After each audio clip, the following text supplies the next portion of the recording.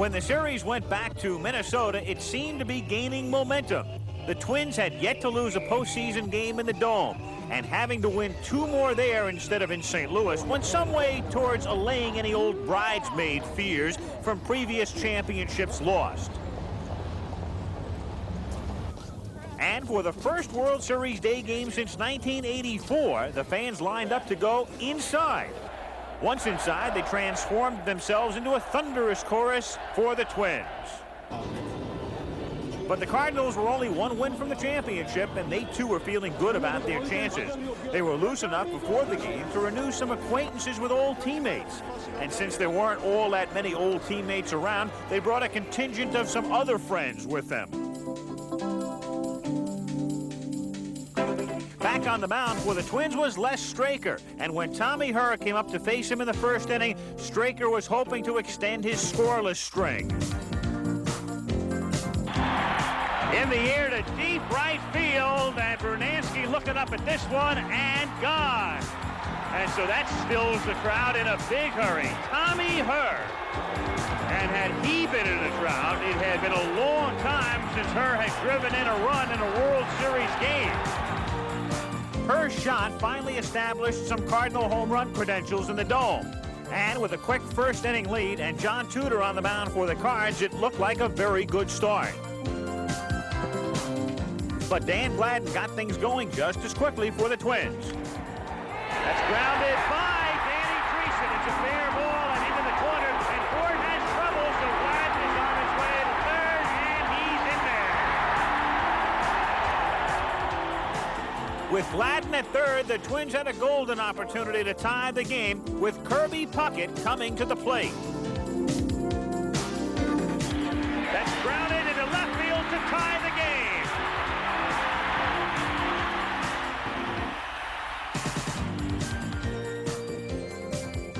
Designated hitter Don Baylor then came up with Puckett now at second base. Line into right field for a base hit. Reddick is leaving Puckett in, and Ford boots it. Baylor takes the turn and holds 2-1. So the Twins had shown they would not sit idly by and watch their season end. They threatened again in the second with Kent Hrbek at second base. Pickoff play, nail him. Oh boy. Talk about wasting an opportunity. Hrbek at second instead of third, and then he gets picked off. And in spite of 2 more hits in that inning, the Twins didn't score any more runs. In the top of the fourth, Dan Dreesen led off against Straker. As Dreesen drills one to right field, and Brunansky will have to play it off the canvas. His throw into second is offline. A double for Dreesen to start the 4th inning. And that's drilled into center field for a base hit. Dreesen, after hesitating, is being held at third. And down to second as the throw goes over the head of the cutoff man, Gaetti, goes McGee. A little chopper to the right side. It's going to score a run, and the flip back to Straker. Too late. Everybody's safe. And he hits a high fly ball to right field, and McGee tags. Brunansky on the run, makes the catch, and Brunansky with an off-balance throw way off the mark, and the Cardinals get another run, and down to second goes Pendleton. And the Cardinals are on top by 2. Straker was knocked out, and Dan Schatzeder came on to try and stop the Cardinal uprising. He got Coleman to fly out, and the inning ended with the Cards leading 4-2.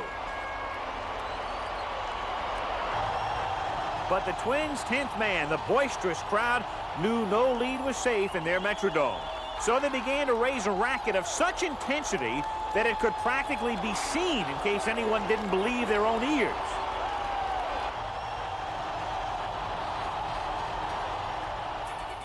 Kirby Puckett opened the 5th with a single, and Gary Gaetti followed. And he hits this one down into the left field corner for extra bases. Coleman has it skip away, and then he falls down. Puckett will come in to score on a double at 5-3.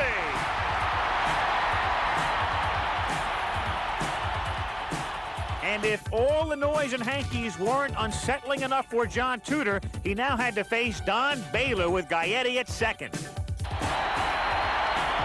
deep left field, and that one is gone to tie it.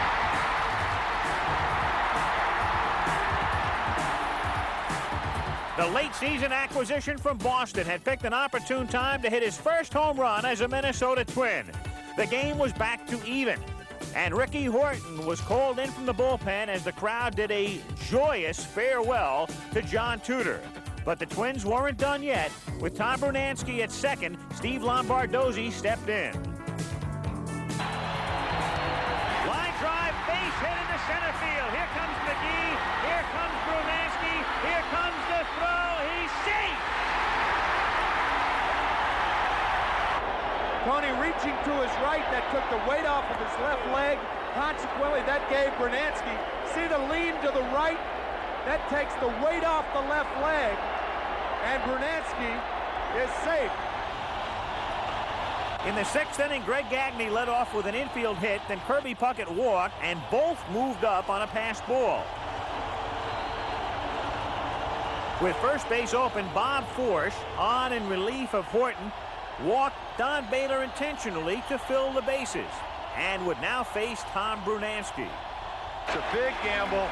Brunansky, as you said, has played all year long. I think I agree with you, Ken. I think I would have pitched to him because if I'm the manager, I'm afraid, all right, let's say Brunansky strikes out or pops out. Now I've got to go to get Daly to face Herbeck to get that third out of the inning, and I'm not sure I want to use Daly in the sixth.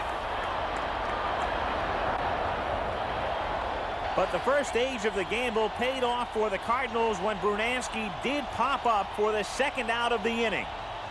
And two down as Brunansky pops out. Now you've got Herbeck, and now you've got Herzog going out, and now you're going to have Daly coming in here. So here comes Daly to try to get Herbeck with the bases loaded and two out in the sixth.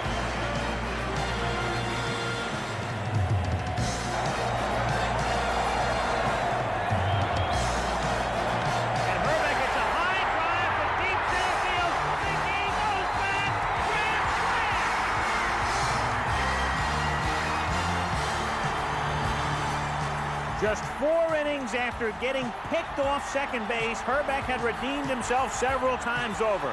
His grand slam was the Twins' second of the series, and they became only the second team ever to hit 2 in a World Series.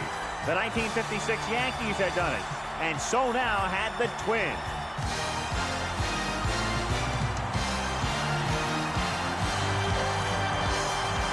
There was pandemonium in the dome, and in a sea of homer Hankies, the Cardinals were down by a score of 10-5. Jeff Reardon came on in the ninth, looking to close out a raucous dome victory. Popped up, Laudner coming over, and the Twins send it to 7. After 6 games, a home crowd had yet to witness a defeat, and this home crowd was savoring a thrilling come-from-behind victory that had pulled their boys from the brink. Kent Herbeck's grand slam home run had provided the biggest thrill of the day.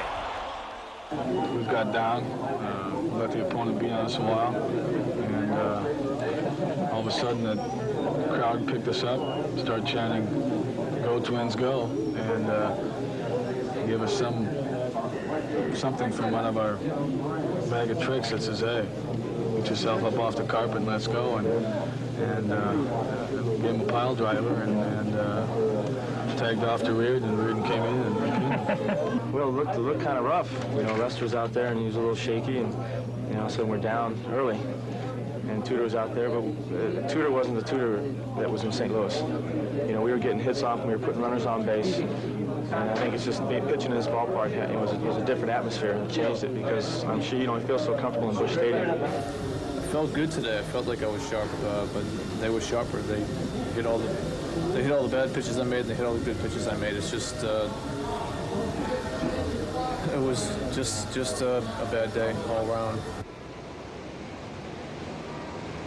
The 1987 World Series was down to its final day, and as Game 7 drew near, the excitement that had been felt inside the dome was beginning to percolate outside the dome as well.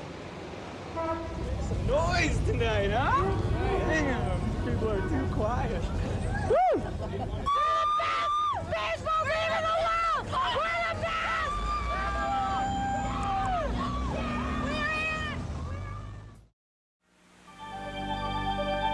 The Minnesota Twins' victory in Game 6 was filled with images that will linger. John Tudor struggling to hang on to a 5-3 lead before Don Baylor tied the score in the 5th inning.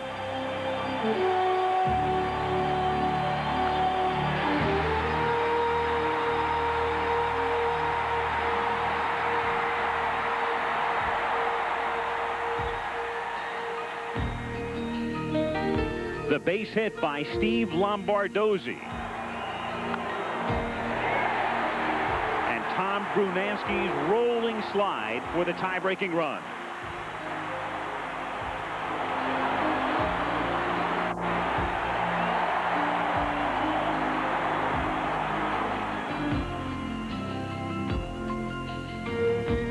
But the image that will linger longest is that one Ken Daly pitch, which Kent Herbeck deposited into the thundering throng.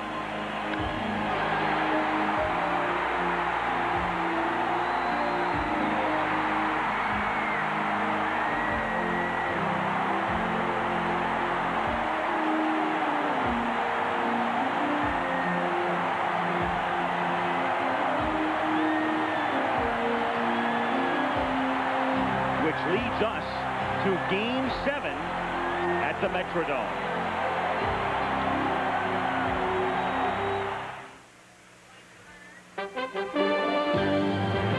ABC Sports presents the National League champion St. Louis Cardinals against the American League champion Minnesota Twins in Game 7 of the 1987 World Series. And in Minneapolis tonight, it is 46 degrees outside the Hubert H. Humphrey Metrodome, and inside a comfortable 70.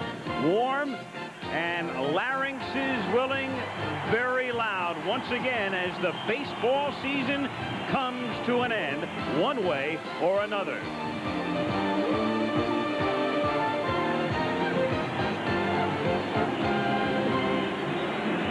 Michaels, welcome to Game 7 and a milestone of sorts.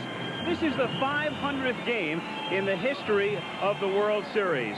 You know, baseball is different than football, basketball, and hockey in that you should not have that big a home field advantage, but don't tell that to Whitey Herzog. The Minnesota Twins had the best record in baseball during the regular season at home. They won their 2 playoff games at home, and in the World Series, they've won 3 from the Cardinals at home, and they've scored 29 runs in the process. And tonight, they send one of the 2 aces of their staff to the mound in Frank Viola against the St. Louis Cardinals, who tonight start a rookie left-hander, Joe Magrane, and the entire Cardinal lineup with a cumulative total of 32 home runs for the entire year, the same amount of home runs Tom Brunansky hit for the Minnesota Twins alone. But don't sell the Cardinals short. After all, they have gotten to the 7th game of the World Series.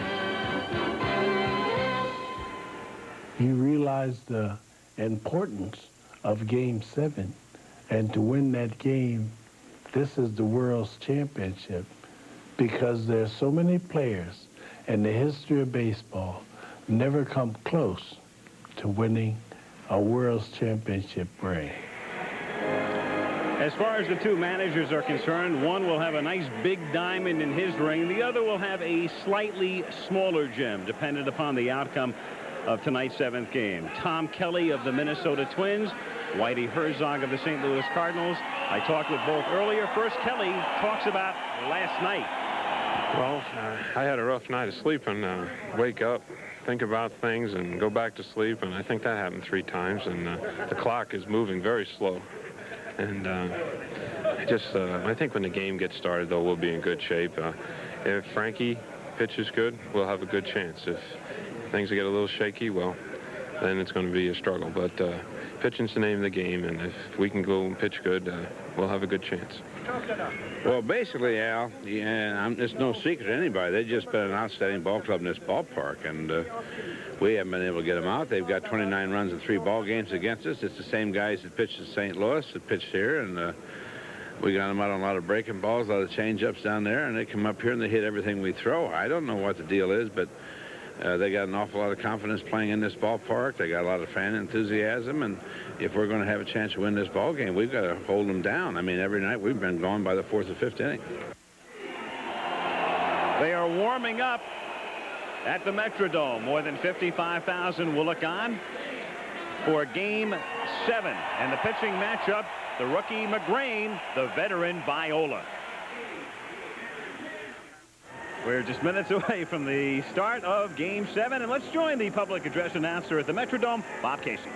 Ladies and gentlemen, we are honored tonight to have the Joint Service Colored Guard representing the Army, the Marine Corps, the Navy, and the Air Force presenting the colors for the final game of this 1987 World Series. And now please welcome a talented family of young musicians originally hailing from the tropical island of Tonga in the South Pacific. Now making their home here in Minnesota, they have become international recording stars with several hit songs to their credit. Please give a very warm Minnesota welcome to the Jets as they honor America in the singing of our national anthem.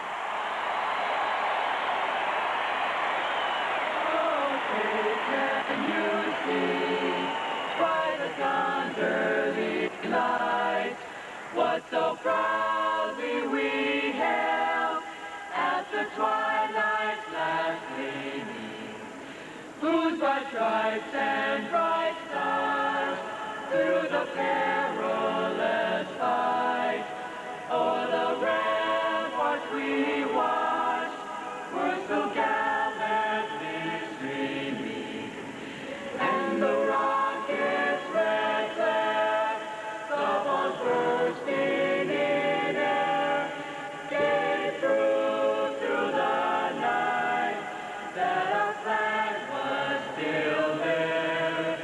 Oh, state us that star-spangled banner yet wave, for the land of the free and the home of God.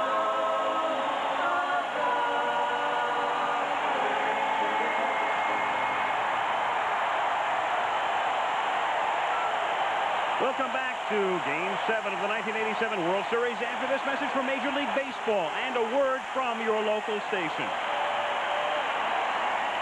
Here comes the throw to the plate. Changes tag is not in time. McGee hits one deep to right and down the line into the corner and off the wall. McGee has a double. ABC Sports and Major League Baseball present the official 1987 World Series highlight video cassette.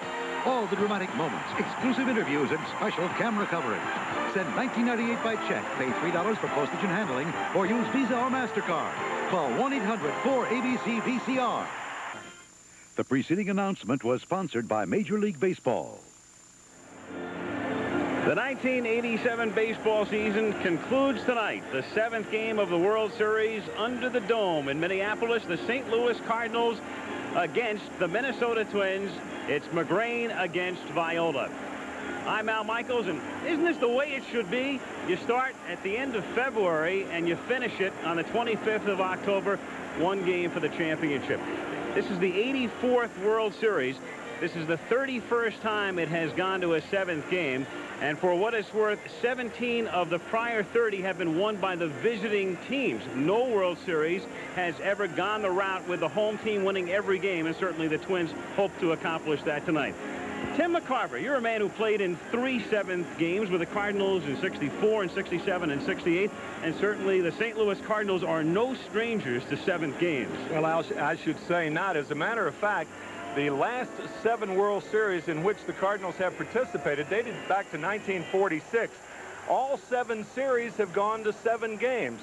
The odds on that, 3,400 to 1. And speaking of odds, what are the odds on a rookie starting the 7th game of the World Series? Well, in the 10 series that the Cardinals have played 7 games, no rookie has ever started, and tonight it'll be Joe Magrane, the left-hander, on the mound. Joe with an 11-9 record this year. And I don't really believe that it's going to be a problem physically for Magrane tonight. I believe that facing the, from a mental standpoint, the intense heat that the crowd can put on young players, especially here in the Metrodome, is going to be the major problem. And if he falters early on 2 days rest, it would be Danny Cox in long relief. Well, Tim played in 3 seventh games. Jim Palmer has been a part of a couple of teams. Baltimore, they went to a 7th game on 2 occasions. What's the mood like in the clubhouse before a 7th game? Well, what's so interesting is about the 2 World Series that I didn't play in, but I watched, which was 1971 and 1979. We were poised to win. We had the right people out there, and we were always thwarted by 1 or 2 players. 1971, Steve Blass beat us 2-1. Roberto Clemente with great hitting, and then in 1979, Scotty McGregor on the mound for the Orioles, Willie Stargell with a home run to beat us. And if you go back to 1965 with the Twins here in Minneapolis, Sandy Koufax on 2 days rest comes out of nowhere to shut him out with 10 strikeouts, 2-0.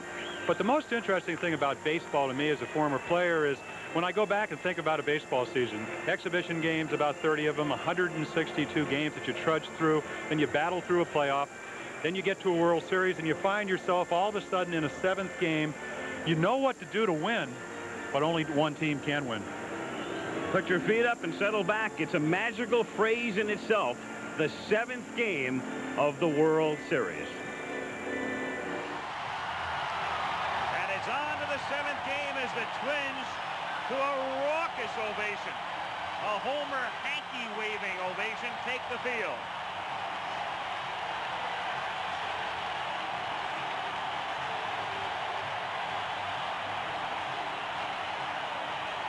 Cardinal lineup, Vince Coleman to lead off. Ozzie Smith batting second. Tommy Herr hits third. Then the rookie Jim Lindemann spelling Jack Clark at first base. Willie McGee batting in the 5 spot. Tony Pena is the designated hitter tonight. He bats 6th. Jose Oquendo is in right. Tom Lawless, the big hero the other night in St. Louis, and Steve Lake is the catcher. It is Lake's first start in the World Series. He and Magrane work well. Pena DHs. Gladden, Puckett, and Brunansky in the Minnesota outfield with Gaetti, Gagne, Lombardozzi, and Herbeck, who hit the grand slam yesterday, comprising the infield. Tim Laudner back of the plate, and Frank Viola, who pitched game 1 and pitched game 4, now pitches again in the 7th game. The inside pitch on Frank from the Milwaukee Brewers, Paul Molitor. Frank Viola's development of a changeup over the past 2 years has taken him from being a good pitcher to a great pitcher. The one thing he has to be careful about there is he occasionally might tip his pitches, holding his fastball lower in the glove as opposed to his changeup or his breaking ball, which he holds higher up into the webbing. The Cardinals should have some success stealing third against him, but he does a very good job of holding runners on first base. So Frank Viola, who pitched so well in game 1 and not very well in game 4 when Tom Lawless homered, a 3-run homer, that was the big blow to knock him out, comes back with 3 days rest, Jim. Oh, it certainly was, and he was so overpowering, had a great changeup in the first game, and then in game 4, first to admit everything was up, couldn't get his changeup over, made a mistake to Lawless for the 3-run home run. But you are looking at one of the best pitchers in the American League and of all of baseball, trailing only Dwight Gooden in wins along with Jack Morris. And we're talking about the winningest left-hander in baseball over the last 4 years. 17 wins this year, 16, 18, and 18. So the crowd already standing and picking up where they left off yesterday when the Twins wanted to send it to 7. And here we go with Vince Coleman to start things off. Coleman, Smith, and Herr. Vince Coleman, who hit .268 during the regular season right-handed and really having his problems from this side in postseason. Well, that's a good starting point. If you want to try to beat the Cardinals, keep him off base. As Paul Molitor says, if you get on, Viola has a good move. Only 5 successful steals out of 21 attempts. Game 7 begins with a curve for a strike. And there must have been 1,000 flashbulbs popping as well. Dave Phillips, with the rotation, is the same umpire who was behind the plate in game 1. And he called that game with Viola pitching. So he knows him very well, not only from regular season, but from postseason.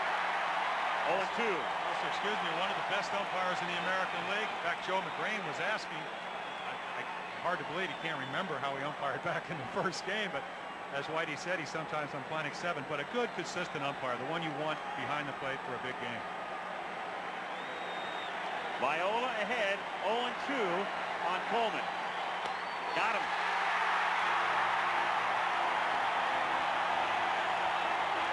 That's something we did not see in St. Louis. They said he was much quicker in the first game in Minneapolis than he was in St. Louis, and this is a 90-plus fastball. Coleman can't catch up. Cardinal hitters will tell you, I don't know if it's the background or whatever, but it's harder to see the ball here. They saw it much better in Busch Stadium. Now Ozzie Smith breaking ball low. The other night in game 1, Viola started the game by getting Coleman on a comebacker. In game 4, as he did here, he struck Coleman out. Smith hit .249 this season, right-handed, .335 the other way. So another advantage for the Twins tonight is they are able to turn around Coleman, turn around Smith.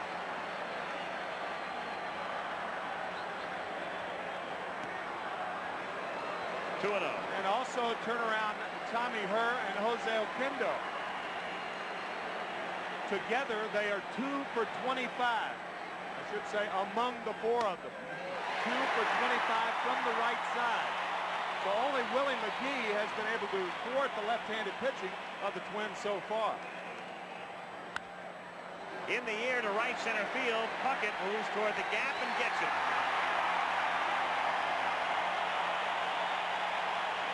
Quickly 2 down here in the first inning with the bases empty. And Tommy Herr coming up, and you have to stand that close, even if you're the home club, as Brunansky and Puckett have to go mouth to ear for communication.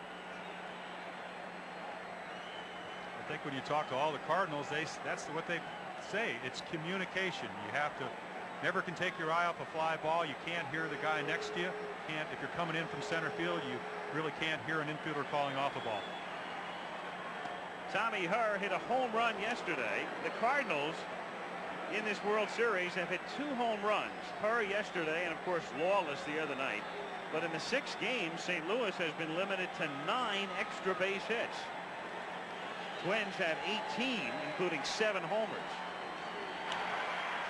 Little grounder to third. Gary Gaetti turns it into out number 3, and the Cardinals are gone in order after a half. St. Louis nothing, and Minnesota coming up.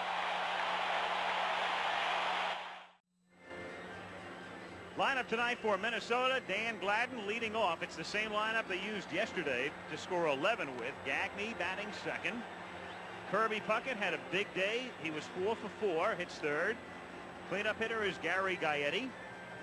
DH Don Baylor, big 5th inning homer yesterday and 3 RBIs. Brunansky batting in the 6th spot. Ken Herbeck, who hit the grand slam, batting 7th. Tim Laudner does the catching. Steve Lombardozzi at second base. So the Twins very much going with the lineup which got them here, while the Cardinal lineup is obviously, because of the injuries and other problems, somewhat skewed. Joe Magrane, the pitcher, the inside pitch on him from the Padres' Tony Gwynn. I had a lot of trouble hitting Joe Magrane this year. He throws a fastball, breaking ball, changeup. But his best pitch is a fastball. And he sinks it, he runs it in and out. But I think the Minnesota Twins will have an opportunity to steal some bases against Joe. Even though he's left-handed, he's real deliberate going to the plate. Tony Gwynn, the National League batting champion, so he should know. Outfield, Coleman, McGee, and Oquendo. Infield, Lawless at third, Smith at short, Herr at second, and Lindemann at first. This is their lineup against left-handed pitching. Steve Lake does the catching with Pena as the DH and Magrane on the mound to face Dan Gladden. And Steve Lake should neutralize the weaknesses that Joe Magrane has in his move to first base. He's a better throwing catcher right now than Tony Pena. And they'll try to keep Gladden off the bases, and that's been difficult. Gladden has a hit in all 6 games. He's the only player on either team to boast of that, and he looks at a strike. Gladden, Gagne, and Puckett in the bottom of the first with no score.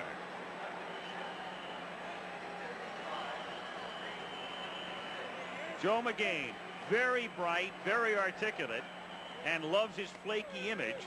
Gets it over for a strike, and it's 0-2. And he can also pitch when he's healthy. Started out the season 5-0, and then had some elbow problems. Went 2-7, and then 1-2 to go 9-7. Big game, 1-0 game on September 29th. And you look at 1-0. You said he was really in control. He wasn't. He was all over the place. Seems already with 2 pitches, he's got pretty good control. And just misses inside, 1-2. And that's that big breaking ball that Tony Gwynn talked about.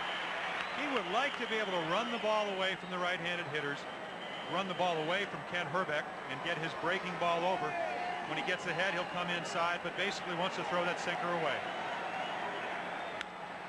That's grounded and stopped by Lindemann. Shovels to Magrane. Nice play for the out. 1 gone here in the first inning. So they keep Gladden off the base paths, and it'll bring up Gagne. Well, that was a triple yesterday, Timmy.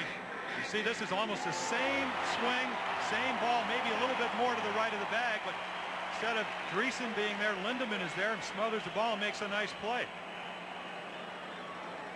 1 out. Gagne is the hitter. Greg's struggling in the series with just 4 hits. And yesterday he was 1 for 5.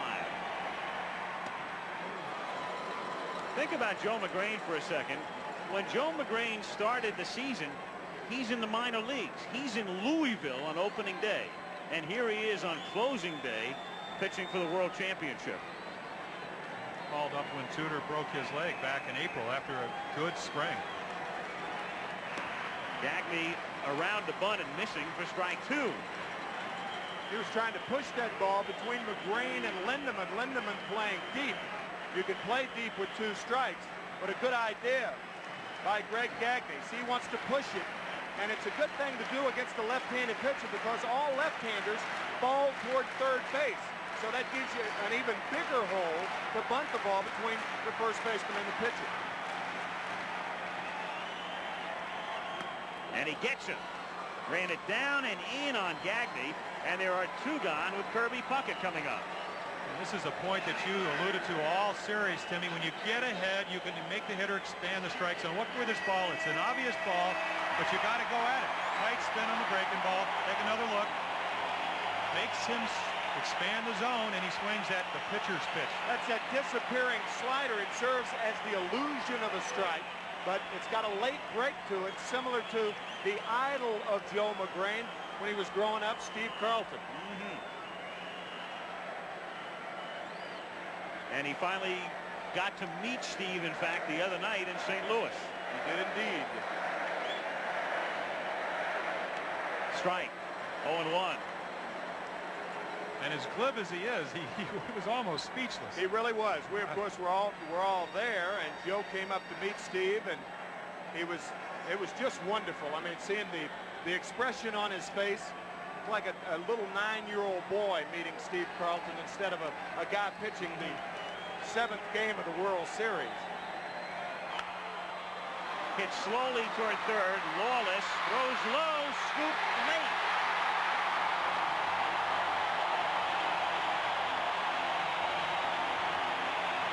Puckett beats it out for an infield single. A lot of times when infielders feel the ball, they feel the ball in the web, and instead of throwing it with 2 fingers, they throw it with 3 fingers. I think that's what happened to Lawless on that play.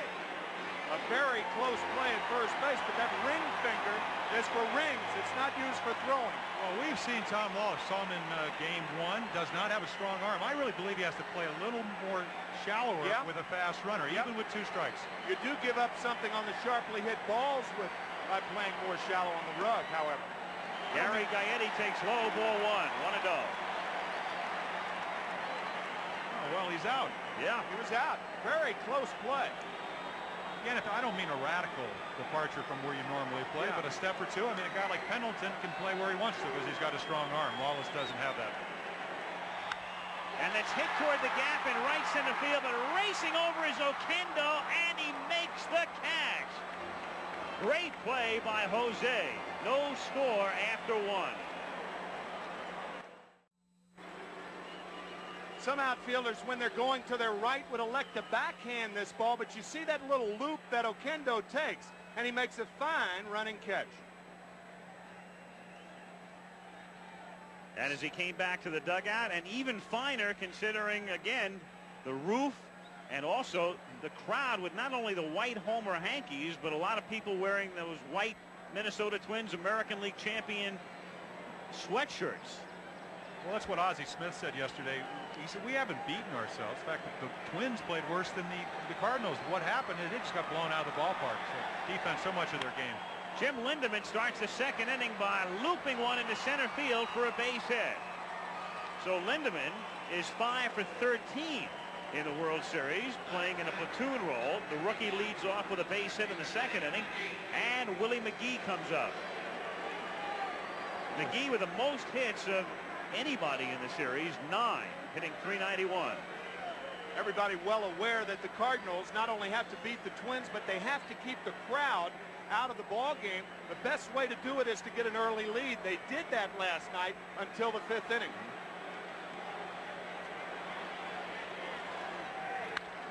That's line into left for a base hit. Gladden fields on the hop. Lindemann stops at second. And so the first two Cardinals get on here in the second inning. And it will bring up Tony Pena, who is the designated hitter. Well, exactly what Frank Viola was afraid of. And you can see Dick Such saying up. You take another look. 2 high pitches. One to Lindemann, one to McGee. Look where it is. He has to be down in the strike zone. That's belt high in the middle of the plate. He cannot live there and be successful.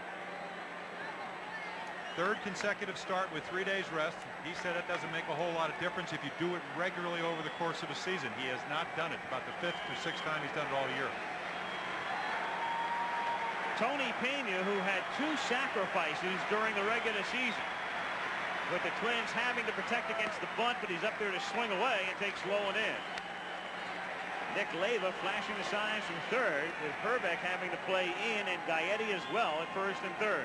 A lot of times what determines whether you bunt or not is who's following you. I doubt that they'll bunt here with the bottom part of the order coming up. They've got Oquendo on deck, but then you go to Lawless and Lake.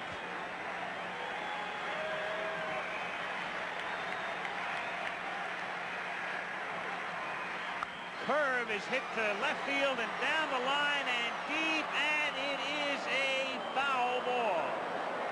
Foul ball, says Ken Kaiser with some emphasis as well. Again, another ball hit hard, a high curveball. Good idea, 1-0 to come back with a curveball, but not in the position where he threw it. As you see the ball hooking, Viola gets away with a bad pitch.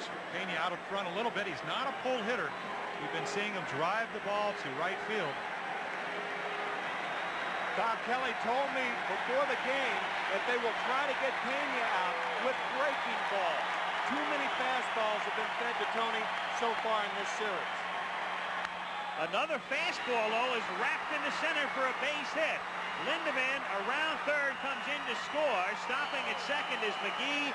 Cardinals lead 1-0.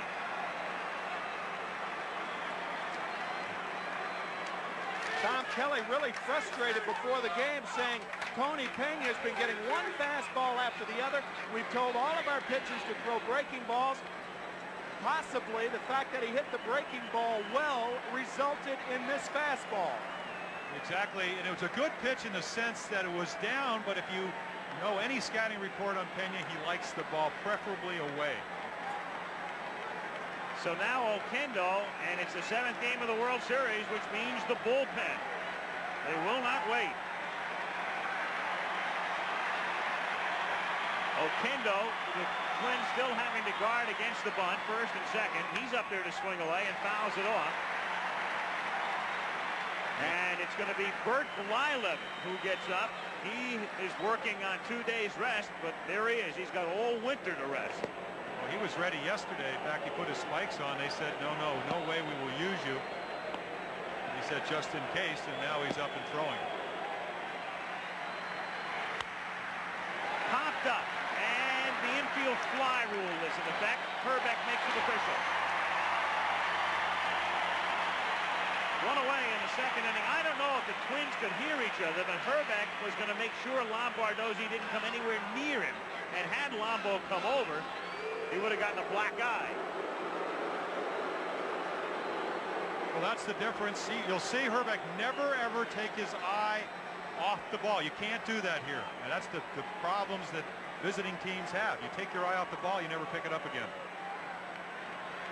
One of the great lines during the playoffs was a banner saying, Herbeck, buy a vowel. All he has to do is look at his neighbor at second base. He can give him a couple. Bardozzi or borrow one from Oquendo, maybe. Yeah. Lawless takes a strike, and the count 0-1. And the last time Lawless faced Viola, Busch Stadium erupted in Game 4. 3-run homer. 0-1 high fastball. I got the message right there that Viola was not throwing that well, only in a sense that he wasn't behind. Lawless, not a home run hitter, only 2 hits before that. Jumped on a high fastball and hit it about 365, 70 feet. Enough.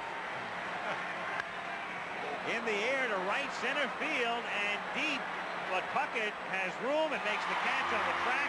McGee tags and goes to third. Pena retreats to first. So Tom Lawless, a deep drive again off Viola, but this time a long out, and it will bring up Steve Lake with runners at first and third and 2 down. Definitely a high ball hitter. This one, you can see where this one ends up. If he pulls it, it's a home run, but Viola went away up in the strike zone. Similar pitch that he hit for a home run, but instead of being inside, it was out on the outside part of the plate. I think Loudner out talking to Viola now and telling not only Viola, but Gagne and Lombardozzi what he's going to do in case Pena tries to go to second. And the Cardinals tried to get a cheap run, which they may do with Steve Lake hitting. Steve's first postseason at bat. He came in earlier in the series to catch the 9th inning in Game 5, but didn't hit. And he hits it into left field for a base hit. So another sudden hero. 2-0 as McGee scores.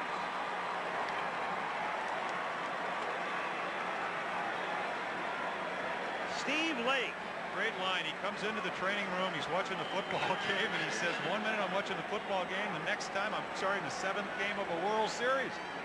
First pitch base hit. Down middle of the plate. As a matter of fact, Jim, Steve was telling both Al and me that he could be the hero tonight. He said, look at all the heroes so far.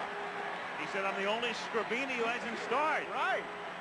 2 out, first and second. Coleman swings and misses. The one thing you got to love about a Steve Lake, he was telling me a story the other night. Talk about life imitating art, imitating life, imitating art. He watches the beginning of a game of the World Series on television in the clubhouse, and then he says, wait a minute, I'm here. And he opens up the doors, and he says, there it is. I walk into the stadium, and I'm in uniform. He said, it wasn't official, though, until I heard the opening billboards.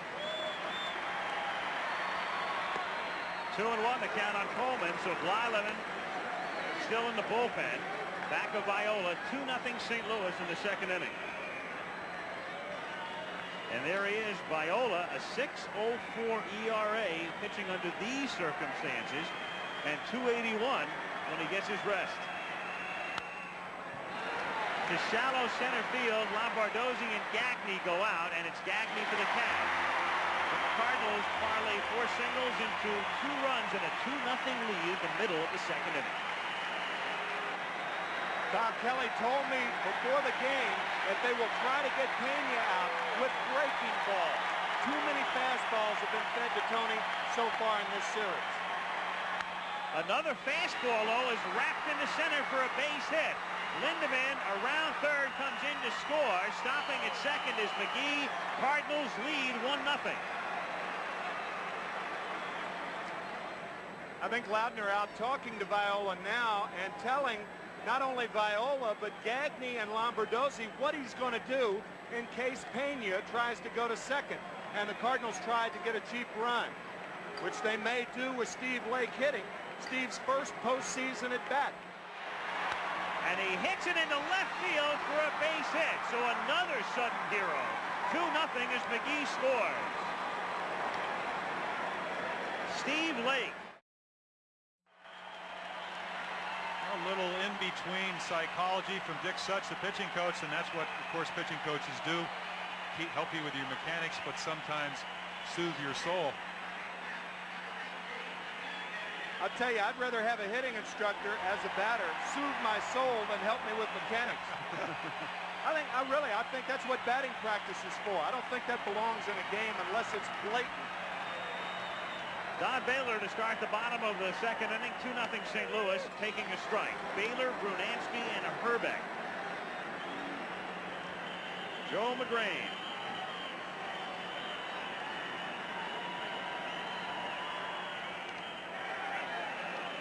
And Baylor with a strike, and Dave Phillips hit by the baseball, so shaking it off. A breaking ball with one strike. You can't really see from that angle, but this is why, even though he's hit, and you'll watch the ball spin away and hit Davey Phillips, first thing he does is look at the first base umpire for some help. Right there out of frame, even though he's probably hurting, and he gets the affirmation from Lee Wire. Great, in the line of duty. In agony, he still makes the call, and Baylor gets hit by the pitch. And that's nothing new. What about the 226th time in his career? Anytime you work Baylor inside, you're going to run that risk. It's one of his defensive measures, really, and that's not applicable here because it's a breaking ball, but his big weakness is up and in, so he just turns into the ball and takes that away from the opposing pitcher. That time a breaking ball hits him in the foot. Yeah, Jimmy, Don was hit 255 times. As a matter of fact, he broke Ron Hunt's record. The Hunter was hit 243 times. But usually it's not hit in that particular fashion with the breaking ball down and in. Brunansky. Fastball low, 1-0. Magrane's reaction after hitting Baylor.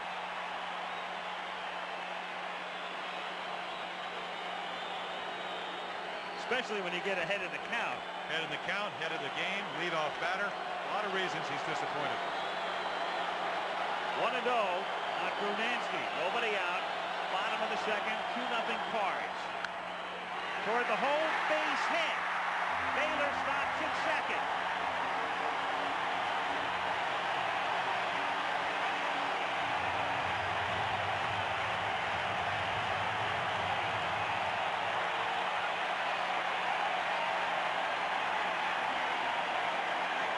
That's the thing about the Twins in this ballpark.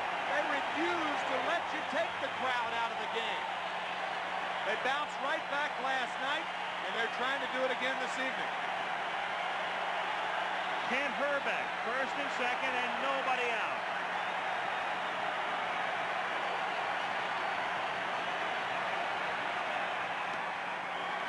One and oh.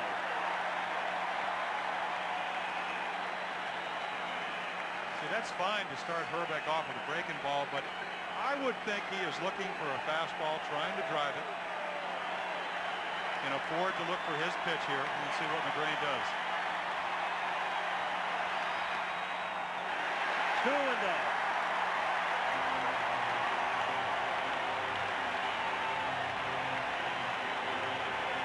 Wallace visits Magrane.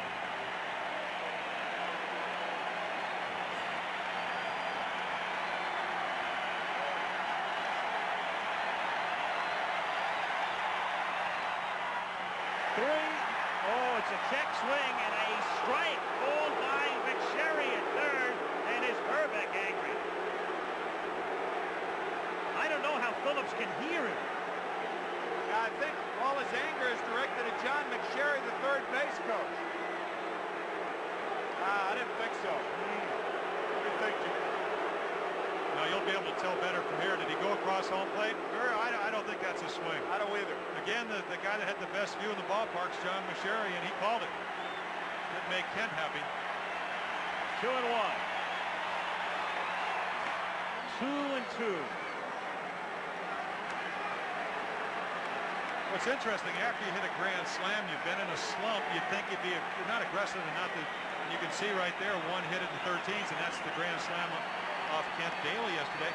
He's taken some close pitches you'd think he'd swing at, not to criticize him, but he's been very patient.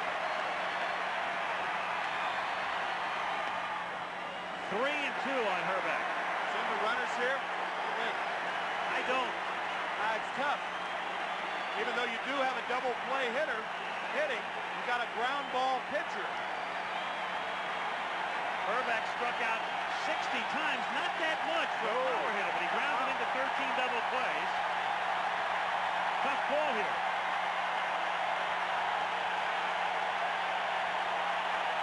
Runners don't go, and he strikes out swinging.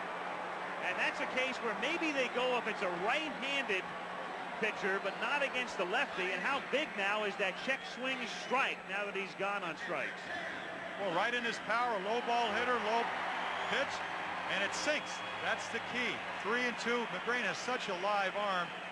You think the ball is going to stay, and you can see right there the pleasure with John Masheri that Kent Herbeck displays. Well, the great thing about this game is that there's no way the umpire can hear you from that distance. You're never going to get thrown out. No. Laudner rips it foul into the fourth row.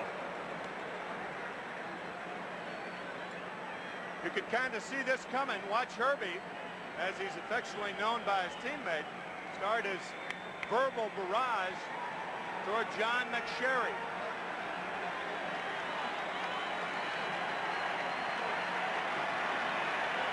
McSherry, part of the heftiest umpiring crew in history. Strike two. 0-2 on Laudner. Tim did not join the hit parade yesterday. Performed well early in the series, but as you see now down to 263, and he was 0 for 5 in Minnesota's 15-hit barrage yesterday afternoon. That's grounded to the hole for a base hit. Baylor is being waved in. Here comes Coleman's throw to lane. They get him. What a throw. Brunansky stops at second.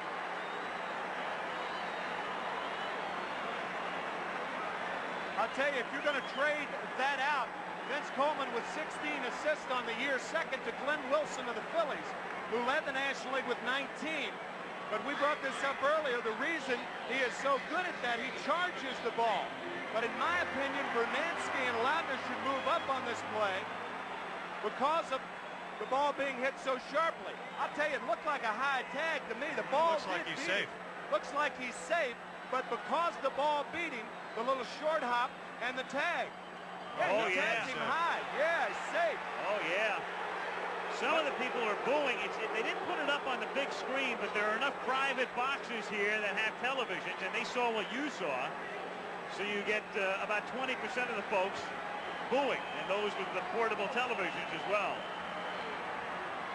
Pitch up and away. If they put that up on the big screen, this place would have come apart.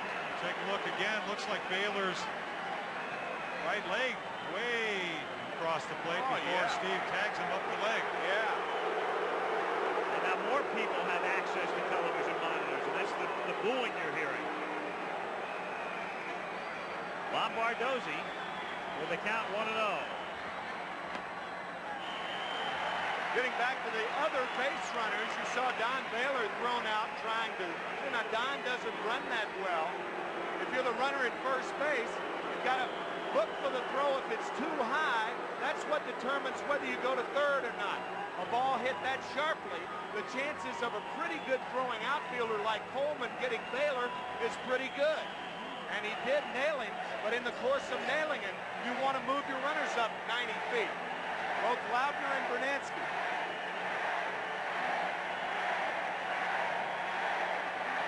Crowd is chanting safe, safe, safe. He was.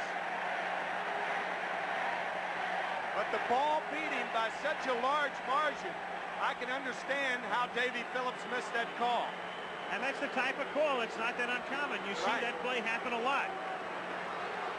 High tag, foot there, but out. 2-0 on Lombardozzi. And that's wrapped into center field for a base hit. Brunansky will come in to score, throw into second, getting back in there safely is Laudner.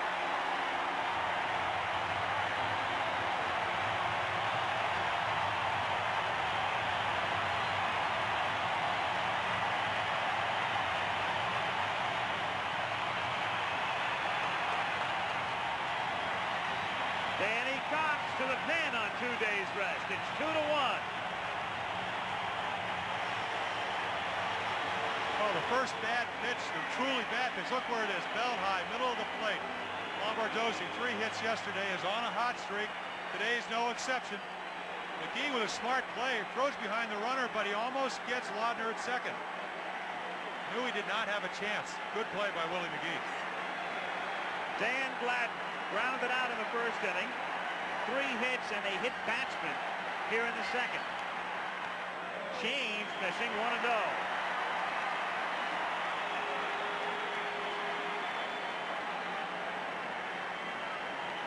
Whitey, a new posture, a new position, but he has to send Cox to the pen.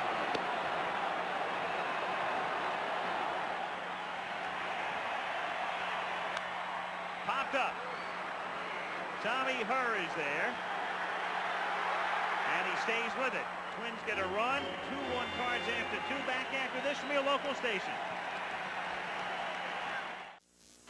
Now you can enjoy all the memories of the 1987 World Series with a copy of the official World Series program. With more than 90 pages of facts and figures, it's a real collector's item. To order your souvenir program, just send check or money order for $6 to World Series Program, Post Office Box 87, Trenton, New Jersey 08651. That's Box 87, Trenton, New Jersey 08651. Please include your proper return address. The preceding was furnished by Major League Baseball. That's grounded to the hole for a base hit. Baylor is being waved in. Here comes Coleman's thrown away. They get him. What a throw. Brunansky stops at second. I'll tell you, it looked like a high tag to me. The ball looks like he's safe. Looks like he's safe, but because the ball beat him, the little short hop and the tag. 2-0 on Lombardozzi. And that's wrapped into center field for a base hit. Brunansky will come in to score, throw into second, getting back in there safely is Laudner.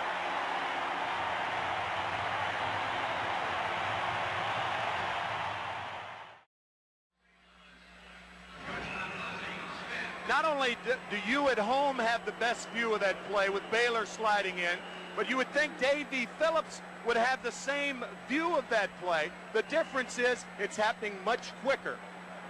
We mentioned that no World Series has ever gone the distance with the home team winning every game. They've come close on those 4 occasions, but in each instance, the visiting team won Game 7. Ozzie Smith starts the third with a chopper to third, and he's thrown out by Gaetti. Watch him play every day, and you really appreciate him. The G-Man. I only had to watch him about 13 games a year, and I appreciate it. But Ozzie Smith, the only way to hit this ball, and you see Gaetti backpedal playing in for the bunt, and an awfully strong arm. See how Shawley's playing, sets himself. He's got a gun for an arm. They call it a rifle, and he throws him out easily. That ball's over his head. He's got to be looking fastball. He jumped on it, wasn't able to get a base hit. Tommy Herr with 1 out. Tries to bunt his way on, but foul. 0-1 on Herr. Tommy grounded out in the first inning. 26 pitches through 2 innings. That's really not an inordinately high number, but the results have not been good because, speaking of high, he's been up in the strike zone. 0-1 to Herr. It foul on the count, 0-2. Lindemann on deck. Tommy Herr has a most unusual batting style. It's almost like both feet are doing a pitter-pattering motion before he swings. Most hitters dig in with their back feet. Not true with Herr. But you'd also call him a front foot hitter, which is why he doesn't have a lot of power.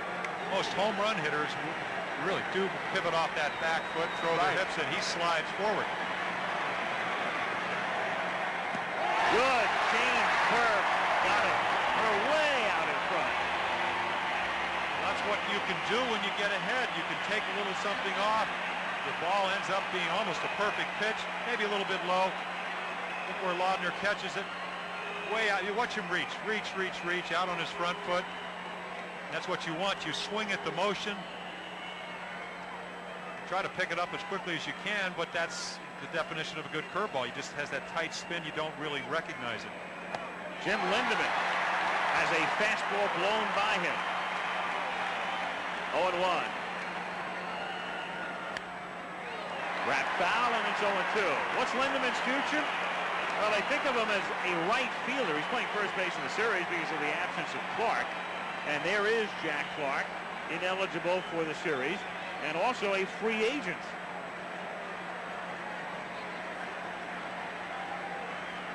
So if Clark comes back, then Lindeman does figure to go to right. And if he doesn't for some reason, then it's another story. Got him on a fastball. 3 up, 3 down after 2.5. It's St. Louis 2, Minnesota 1. There's the shift. Outfielder to the left side with his backs to the warning track. Well hit, way back. Listen to the reaction. Oh, boy. What a catch he made, Willie McGee. Willie McGee, with the bat and with the glove, has been a one-man show tonight. We're going to the bottom of the 3rd inning. Game 7 of the World Series. Al Michaels with Jim Palmer and Tim McCarver at the Metrodome. 2-1 Cards. Gagne, Puckett, and Gaetti. Gagne struck out in the first. 1-1. It's a funny game with Magrane pitching in the 7th game of the World Series. The crowd serenaded Roy Smalley of the Twins on his 35th birthday today. He's not in the lineup, but he has finally, after a long career, made it to the World Series. Then you take a look at, as we said yesterday, Gene Mott, a great manager for our money, and he's never been there. Takes funny twists and turns, and then there's Tom Kelly, a rookie manager at the age of 37, managing in the World Series and a possible world title. It's almost cruel the way Gene Mott has been treated in postseason play, as you see, Tom, who could, if he wins this game, become the youngest manager since Lou Boudreau. Lou was 31 back in 1948, but he was a playing manager. Got him. Kept it in and down on him, and he's out of there. Well, same formula as Frank Viola. Gets ahead, and then Gagne chases a ball. Started out as a strike, but good sailing cut fastball in on the hands, and when it ended up, it was about 6 inches inside. Kirby Puckett had 4 hits yesterday and a single, an infield hit here tonight. So that's 1 shy of the series record. Goose Goslin did it in 24, and he was an old twin in a way as a member of the Washington Senators. Strike. Not until the World Series, doing a little preparation, did I read about that 1924 World Series and how the Washington Senators won 2 bad hops. One to tie it over Freddie Lindstrom's head. The other one scored Muddy Rule on a bad hop single in the 12th inning, and the winning pitcher, Walter Johnson. They beat the New York Giants, and that's the last time a 7th game in the World Series went to extra innings. 2nd and last time. Puckett drives it to deep center field. McGee goes all the way back, leaps up, and has it. Willie McGee does what Kirby Puckett does to so many in the American League. He robs them. We saw how great a center fielder on the effort he made the other night in St. Louis. Right there, a little premature jump, but boy, does he get up there. Talking triple. And it's so true with another angle. You see a little short of the warning track. Not sure of the field here as much as he would in Busch Stadium. About Kirby Puckett, they said when he gets hot, and we've seen the 5 hits, it doesn't matter what you throw up there. I mean, that was a low and away curveball and went out and raked it almost 410 feet to center field. Gaetti with 2 out and the bases empty. Lake taking that shot. Willie McGee. And there are a few guys who can appreciate that play more than Puckett because he's looked at that play from the other end a lot. This is a wonderful city to come to unless you're an outfielder.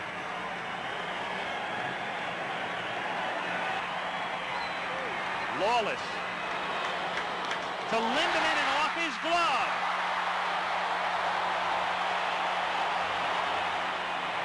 So a not-so-routine play, as it turns out.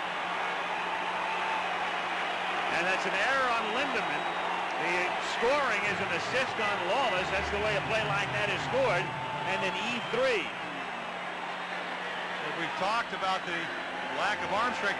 Right there, it gets the ball to him plenty of times, and he just drops it into the runner, but not that much that he shouldn't come up with it. Not exactly very smooth footwork, Timmy. That's his third error, and the Cardinals have made 6. Lindemann has half of it. Yeah, it was almost like he was crossing across. It really looked awkward going after the ball. It looked like he reached before he really saw the throw. He made a stretch and then couldn't adjust. Don Baylor with 2 out takes low, ball 1.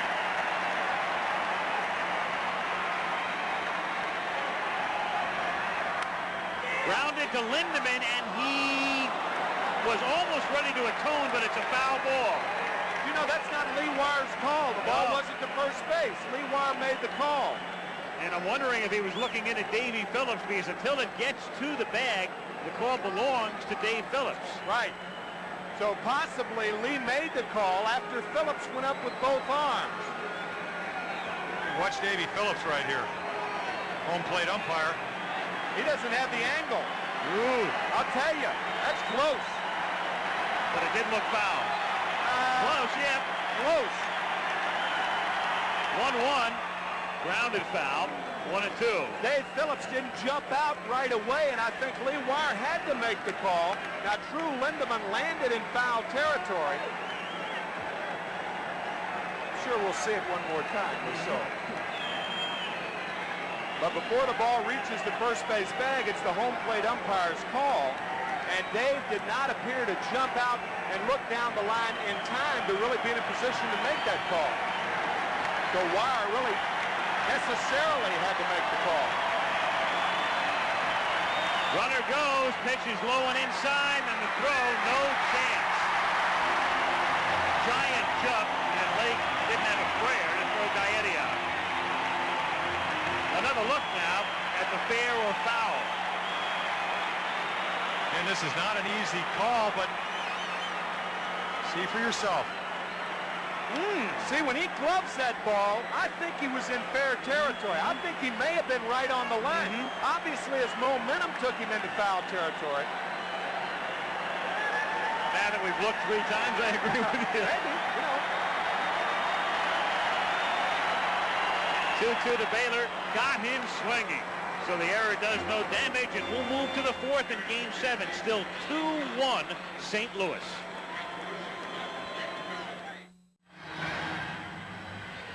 The key may be here. Watch Dave Phillips, the home plate umpire. As the ball approaches first base, Phillips doesn't get in the proper position to make that call. Consequently, Wire's not in the right position, and Phillips' arms go up after Wire makes the call.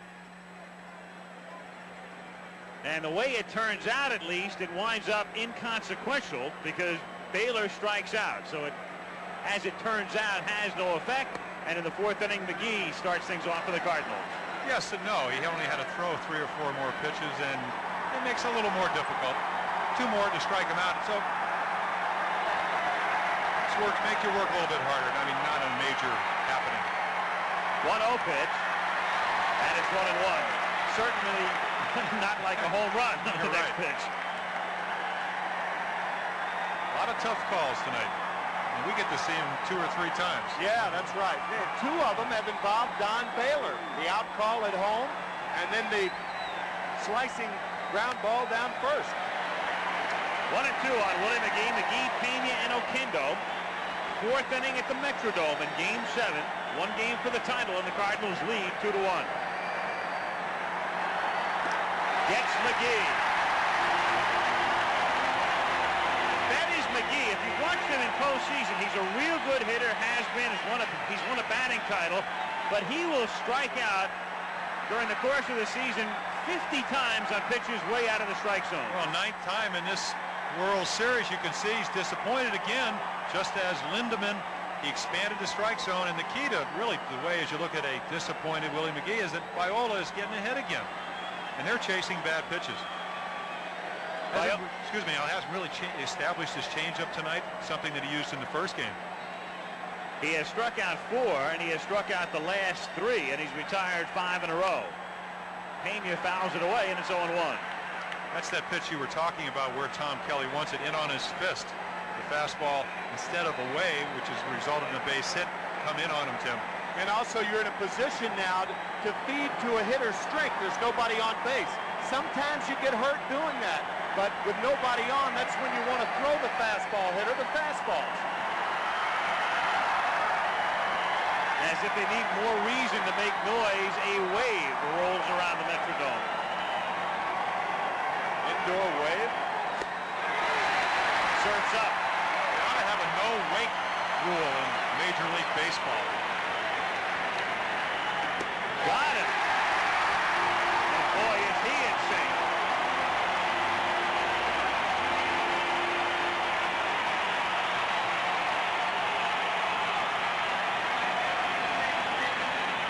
I don't think Whitey likes what he sees. Why throw a strike when they'll swing at balls? What's this? I mean, he's throwing about 93 miles per hour, but why throw it in the zone? And this is one of the few pitchers that can pitch within the strike zone, but if they're not going to make you, why do it? Okendo grounds it to Gaetti, who corrals it and throws it out. 7 straight set down by Viola. 3.5, 2-1 Cardinals.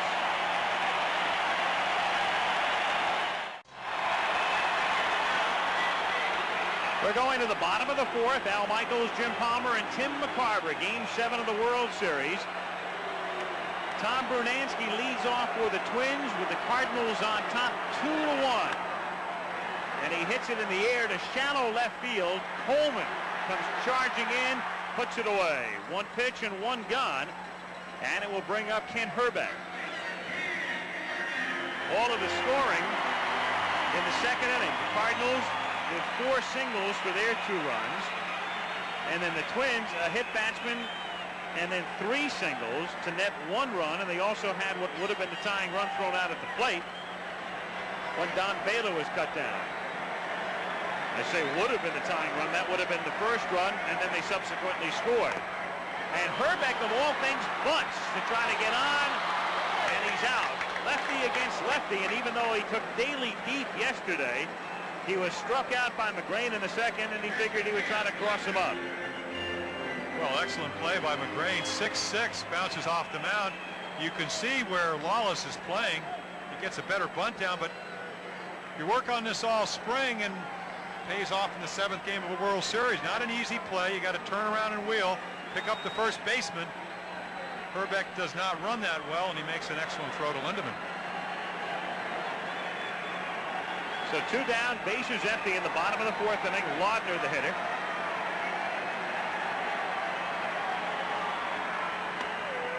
Magrane has almost gotten Herzog where he wants to be because he was deathly afraid of Magrane getting bombed early, and then he would have had to go to Cox or Tunnel, and he didn't want to do that early on. Now he's almost to the point where he can count on Cox for an inning or 2, and then you got Daly and Worrell. But an early knockout might have been disaster for the Cardinals. Well, he said his biggest problem all year has been middle relief, and I think it maybe bothers as you look at Danny Cox. Only 2 days rest. You really don't know how he's going to feel, but the desire is there, so you might see him later. 2-1. Whitey telling us before the game that everybody on the roster is available but Greg Matthews, the left-hander, and John Tudor, the left-hander. And Tom Pagnozzi has a touch of the flu, but he's available. And the Twins are all healthy. 3-1. Starting Game 7 as rookies, you go back to Stottlemyre, the last to do it in '64 for the Yanks. Joe Black, who spent most of his career as a relief pitcher with the Dodgers, started a 7th game in '52.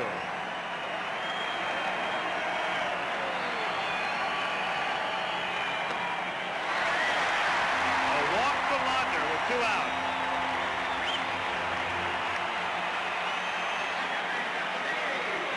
Steve Steve Lombardozzi comes up. He singled in the second inning. And yesterday he was 3 for 4. Steve's brother Chris, a second baseman in the New York Yankee chain, 21 years old, and at the game this evening, as are his parents. His parents look like his brother and sister. They really do. Laudner with no speed. Lindemann can afford to play behind him.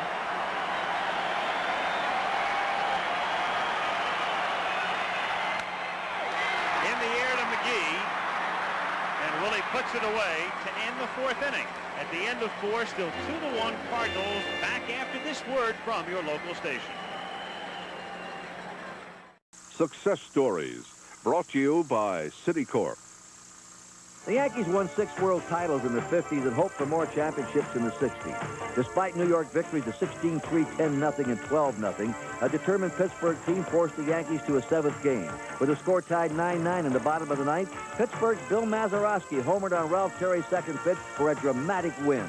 The Pirates had survived the Yankees' onslaught and succeeded in bringing Pittsburgh its first world championship in 35 years.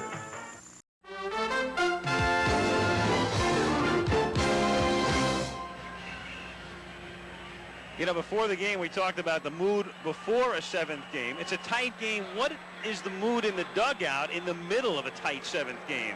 I think apprehension. I mean, the trend here in this World Series has been big innings, and they've both been able to stay away from it. Looks like this is going to be the first game that may be decided by 1 run, something we haven't seen. I think the most relaxed guys in the ballpark are the guys on the field.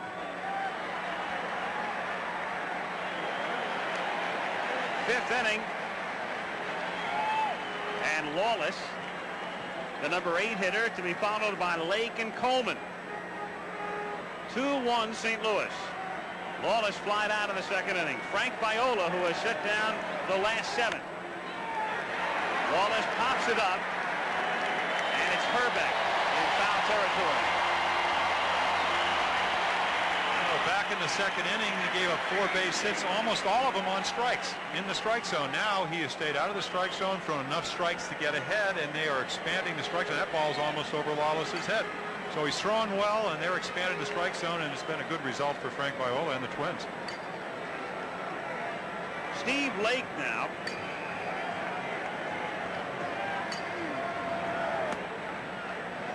Lake did a nice job along with Pagnozzi earlier in the season. They picked up Tony Pena to solve their catching problems, and then Pena got hurt in April.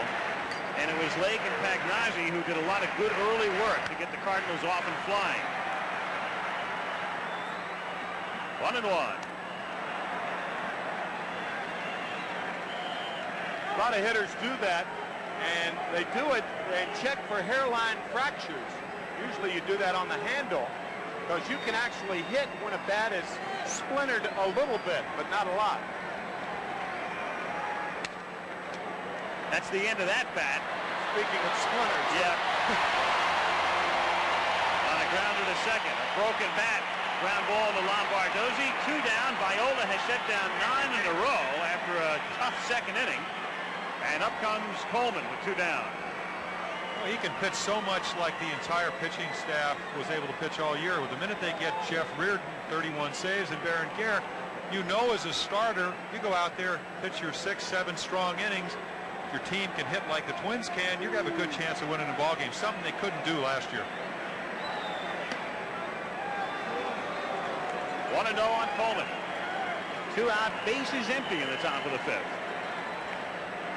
And Whitey, I don't know if Whitey is superstitious or not, but he eschews the patio furniture. Yeah, and 29 runs scored in 3 games. I'd move too. And we've never seen Whitey in an empty chair. Strike. 1-1. But think about Whitey through the years. We have seen him when we saw him in his beach furniture here earlier in the series, and he's always standing against that wall in St. Louis. Different seat tonight. 1-2. This is normally not a good play with 2 out, nobody on. But if Coleman gets on first base, the chances of him getting to second are great. So that's why a bunt with 2 out, nobody on for a guy like Vince Coleman is a pretty good play. If Tim Laudner did it, or Jim Lindemann or somebody, it would be a bad play. Frank Viola has set down 10 in a row at the end of 4.5. 2-1 win. The St. Louis Cardinals lead 2-1. Almost everybody says in both the American and National League you can't pitch high. This is 4 out of the last 7 Cardinal hitters. Jim Lindemann, Willie McGee, and a look at Tony Pena, and to end it, Vince Coleman. Tell that to Frank Viola, as we saw the sign in the stand say. In the running for the Cy Young Award in the American League, along with many others. In the running, but the votes are in. They just haven't been announced yet. Dan Gladden takes inside, 1-0. Gladden, Gagne, and Puckett, bottom of the 5th inning, and Danny Cox is throwing in the pen.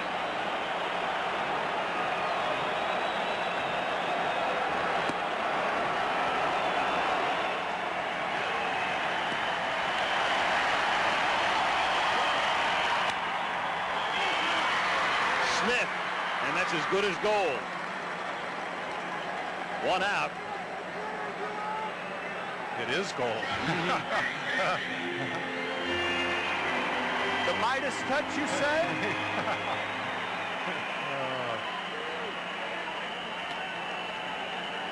Well, it's so obvious after seeing him play 7 consecutive games. He just plays so differently than other shortstops.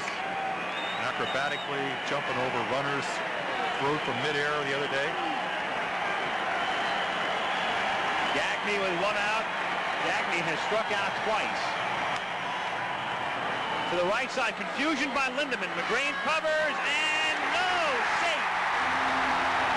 Magrane thought he was there. Wire says no. Lindemann didn't know which way to go. He started to first, then he went for the ball. He didn't know where to be.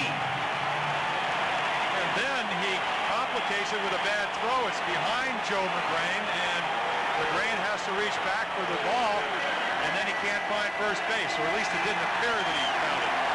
See right here, he breaks right away. Sinker down and in. There you can see him moving. You're taught to do that in spring training. Any ball to the right side. Now, watch where the throw is. Left-handed, should be on that side.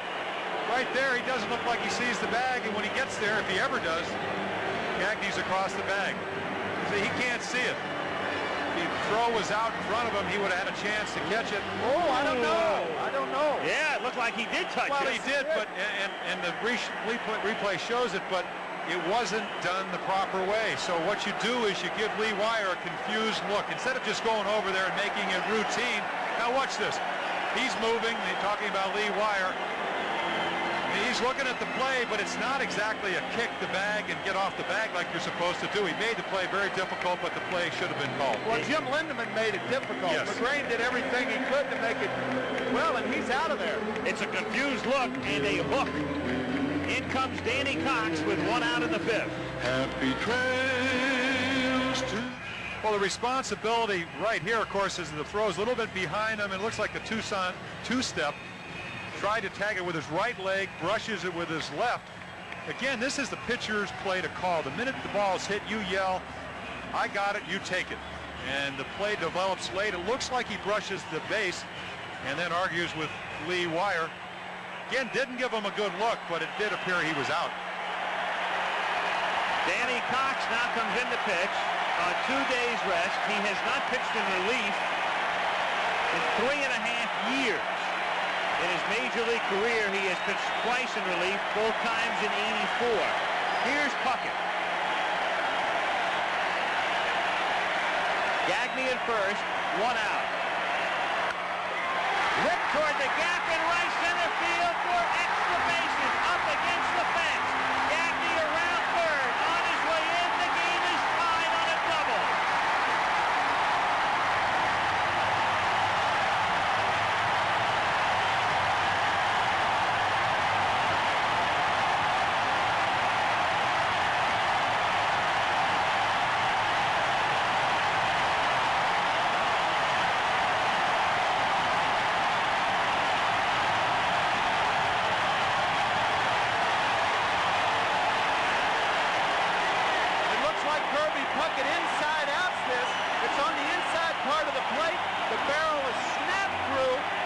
hooks it away from McGee.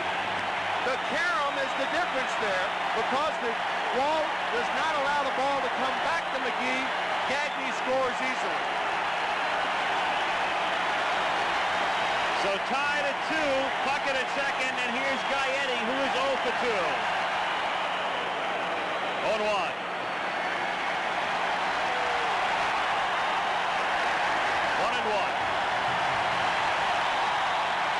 2-1.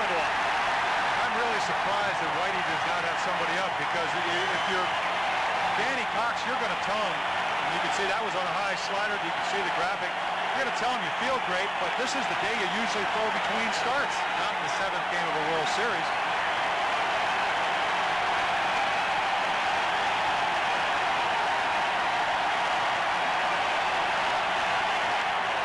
Off his foot, foul ball. The point I'm trying to make is you just don't know how you're going to feel. It's not something you've done before, at least not in recent years. So the will is there, but is the stuff there? Blocked by Lake. Jim, I don't know of anybody who knows any better what it's like to be a starting pitcher and come in relief like you did in the '83 series.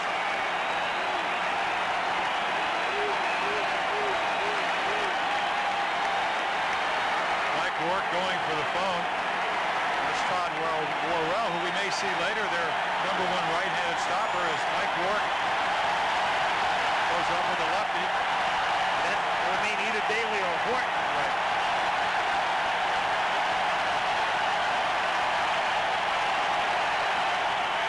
He walked him. Well, I came in 83. I've been used in relief towards the end of the year. I remember a playoff game where I pitched one day and came back the next day and pitched actually better the day I relieved. But in this ballpark, a small park, if you don't know what kind of fastball you have and you're doing something that you're unaccustomed to, you end up walking guys. And when you walk guys, you have big innings. And every game in this World Series has been decided by big innings. 2-2. Daly gets up in the bullpen. With Puckett at second and Gaetti at first and Don Baylor at the plate.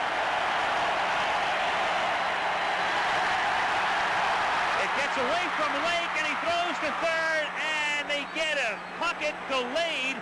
Then he saw that the ball had gotten free, and by that time it hadn't gotten that far away from Lake. He's able to recover and throw him out. And that was the key. Steve Lake couldn't find the ball. Had Kirby gone initially, possibly he would have made it. But watch Lake. The backhand, now he can't find it. Puckett thinks it has dribbled away farther than it actually had. He's an easy out at third. Well, that's the toughest play for a runner when the ball is directly behind the catcher because he doesn't have any perspective. And if your third base coach is trying to tell you to hold up, forget it. You can't hear anything. That's right. Also, you look at Baylor, though. He's the guy that could help you. Right there, it goes behind him. So he's giving him the sign.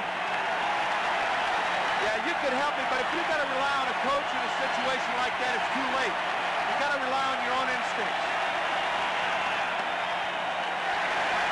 2-0 the count. That ball looked like it came up and hit Davy Phillips, as a matter of fact. Otherwise, it probably rolls a little farther away. Baylor loops it into left field for a base hit. Coleman charges. Here comes the throw home, and he is out. Lake holds the ball. Woo! What a play by Lake. You've got Gaetti coming in full speed, and nobody plays the game like Gaetti. And Steve Lake, charged and bruised and battered, but keeps the Cardinals tied at 2. Side of the mask. Yeah. Baylor loops it into left field for a base hit. Coleman charges. Here comes the throw home, and he is out.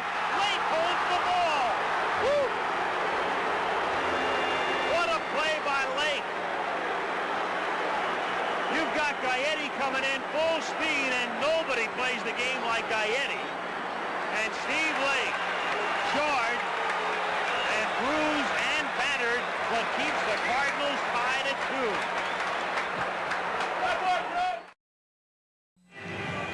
The ball was not hit sharply. Now watch Gaetti come trucking home. Coleman, as we pointed out, charges the ball well, and a catcher, all he wants to do is get it in his bare hand. The catcher's mitt is not designed for a slap tag. That's why it's a remarkable play by Steve Lake. Gaetti has every right to nail Lake in that situation. Nothing else you can do. Ozzie Smith hits a pop-up, caught by Yankee. One out in the top of the sixth, and Tommy Herr coming up. Watch the bench after Gaetti goes in hard to Lake. Watch the Cardinal bench.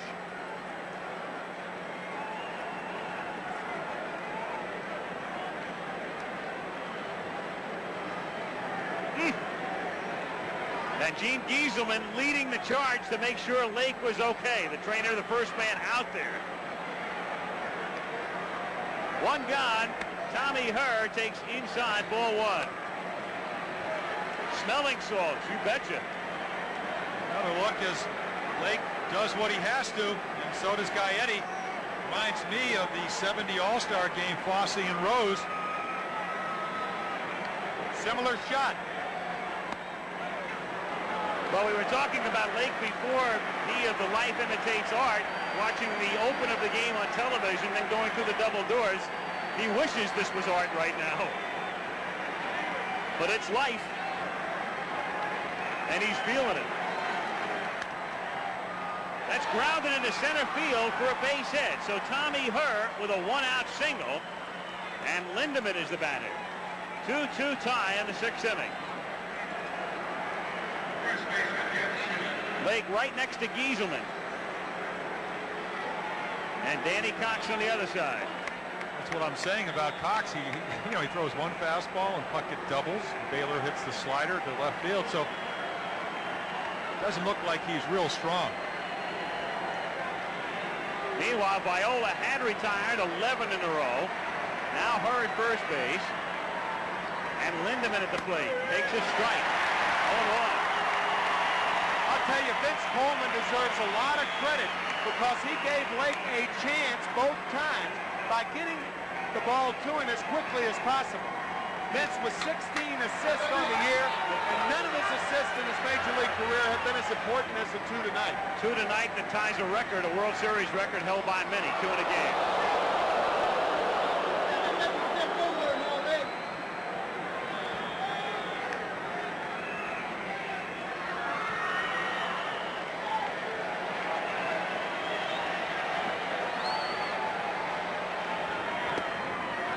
One on Jim Lindemann.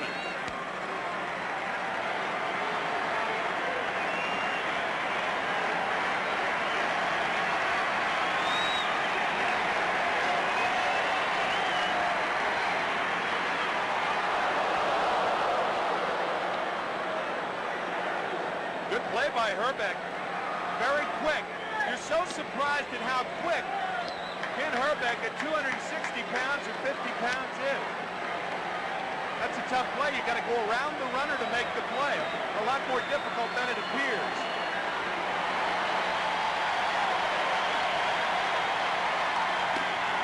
Full count now on Lindemann with Herr at first base. I would suspect he'll be going. Bet the ranch on it. And he can run 19 stolen bases during the regular season and only been thrown out 4 times. So not only a pretty good base runner as far as speed, but in this situation you don't have to be too smart. The one thing you have to do, though, here is make sure he pitches. Viola with a good move. It's up to the hitter to put the ball in play, similar to a hit and run. And they have Herr picked off.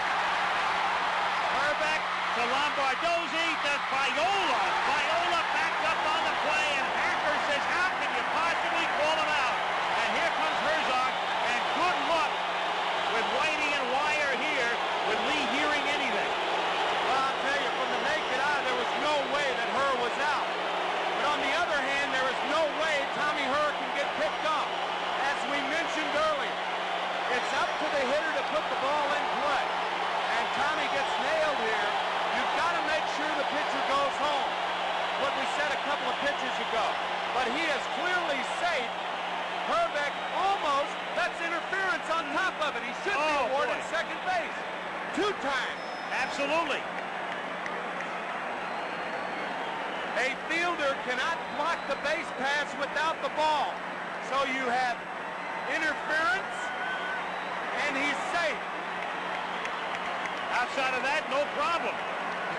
Safe, as safe as there are months in a year. 12 of them. After a controversy-free first 6 games, we've had enough for an entire series tonight. Fly ball off Lindemann's bat to Brunansky. End of a wild top of the 6th. Still 2-2.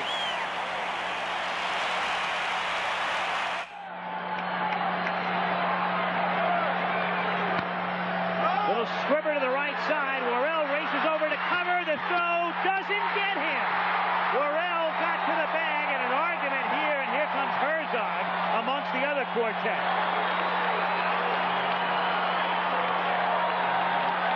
First base umpire is Denkinger, American League.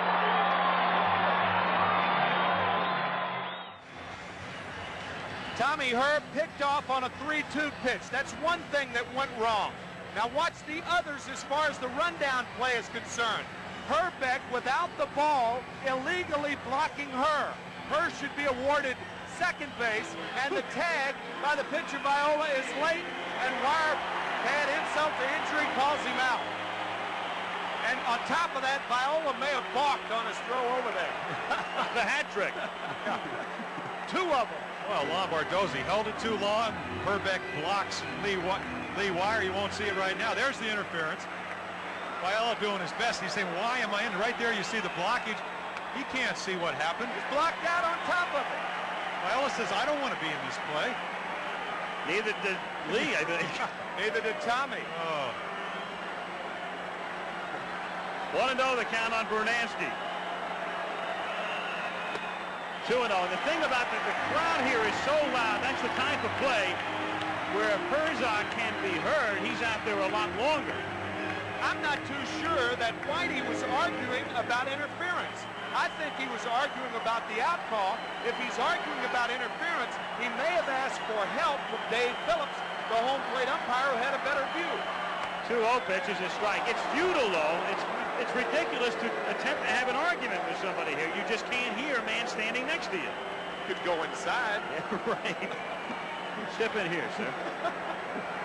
I'll tell you, if the instant replay comes in baseball, it'll come into this ballpark first. 3-1. Danny Cox still struggling. Remember, Cox has faced 3 men, gave up a double to Puckett, walked Gaetti, and gave up a single to Baylor, and only got out of the inning because Coleman threw Gaetti out. And he walks it. So he has yet to retire a man on his own. And Herbeck comes up. Well, what you said early in the pre-game show is so true. Cox is facing a guy that's got as many home runs as the entire Cardinal team, 32, and you don't know what you have. You know the guy can hit a home run. You're trying to make your pitch, and he's been unable to do it so far. He faced Brunansky with 32, and now he faces Herbeck, who had 34 during the regular year, struck out, grounded out. 28 of them off right-handers. 20 in this ballpark. A couple more numbers. Rourke nodding, and the nod means as Whitey faces activity in the pen. And it might be Worrell who gets up.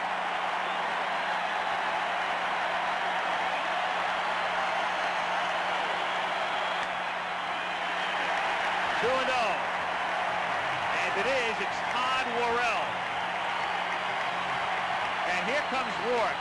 One advantage that Herzog has in a game like this, as opposed to a game in the National League Park, if he does go with Worrell and it's early, he doesn't have to worry about hitting for the pitcher. With a DH, you just go through the lineup, of course, so you can leave him in as long as he's strong. Another advantage is he has Ken Daly behind Worrell, and Daly is better against right-hand hitters, at least a lot of the twin right-handers hit better against righties than they do lefties. So the matchup that seems something you don't want to really cause shouldn't affect them that much. On top of that, Worrell may be used to get out of this inning and work maybe one more before they make a move, because really you can make a case for this being a very big inning. If they score here, the Cardinals a tough time playing catch-up ball. So maybe he's using him as a short man, even though it's the 6th inning.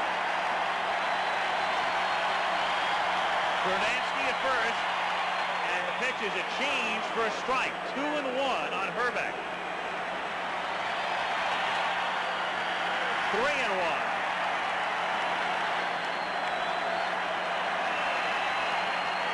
First and second.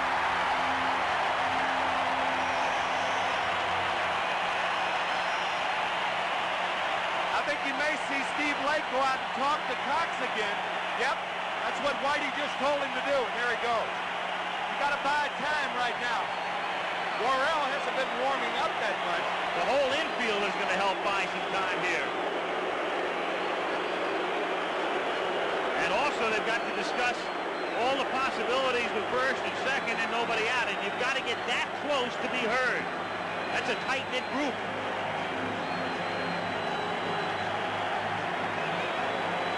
Yeah, the interesting thing here is that Cox is a better fielder than Worrell. Whitey's going to make the move here. Worrell is not one of the better Cardinal fielders. Very tall.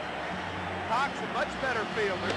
So Todd may be confronted with a bunting situation when he gets in there. But I think Whitey feels Cox just doesn't have it. He's walked three, he's given up a single and a double, and he can't go any longer. And Danny says, hey, man, I tried my best.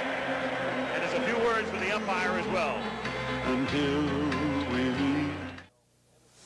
You know, ever since I came home to Minnesota, I've been hearing how the Twins are hurting without Carew. Well, don't count on it. Guys like Erickson, Goltz, and Marshall have given us some of the best pitching we've had in years. And new guys like Landreau and Jackson have already helped us. And Roy Smalley's become a star. Sure, a lot of people have written us off. That's okay. Right, because now we've got something to prove. Tell them like it is, Coos. Right. Right. The Minnesota Twins. This year, we've got something to prove. Well, Danny Cox departing, and then departing from the scene as Davy Phillips, as he voices his displeasure. I didn't see any questionable pitches, not even close. I didn't either. But the same thing that allows Cox to maybe get thrown out is the reason I think Whitey Herzog went to him, as you see the toss by Davy Phillips. He's got great character, wants the ball in the big games, and even though he may not have been on, he wanted to pitch, and he wasn't able to do it very effectively. Just couldn't do it. Now Worrell, nobody out, with Brunansky at second and Herbeck at first, and the Cardinals have to protect against the bunt with Lodner at the plate.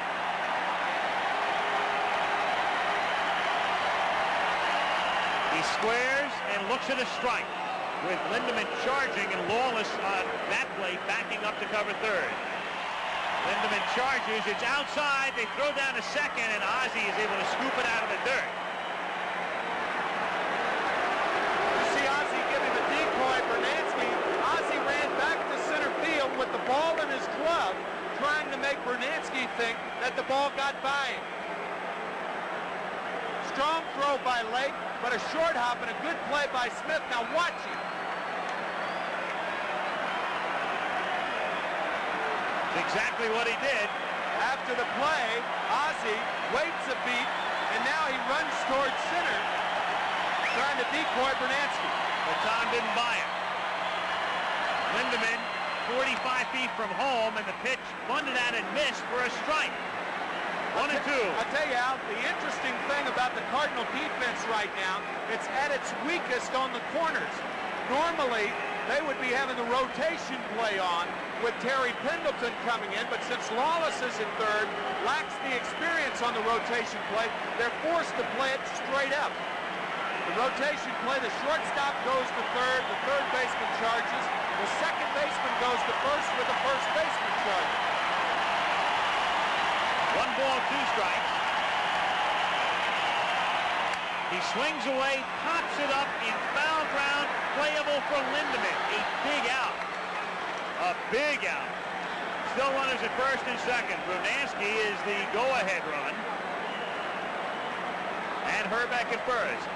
And now Lombardozzi is being called back and they will go to the bench. And it will be Roy Smalley on his 35th birthday. There's Gladden, who will be next. And Smalley now, the switch hitter, coming up.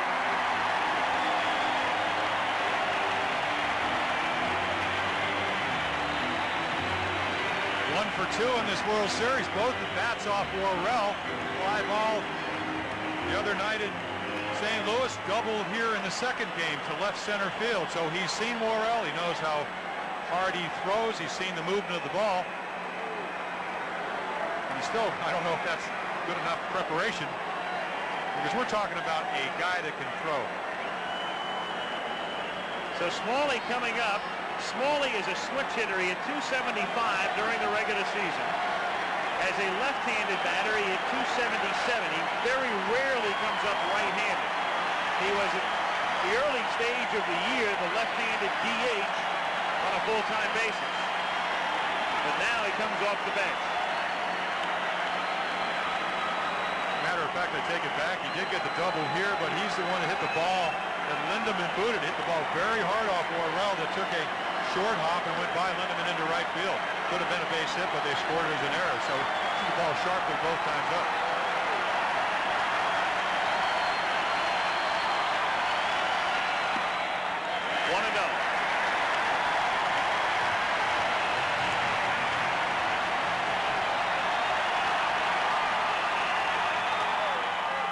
Strike, 1-1.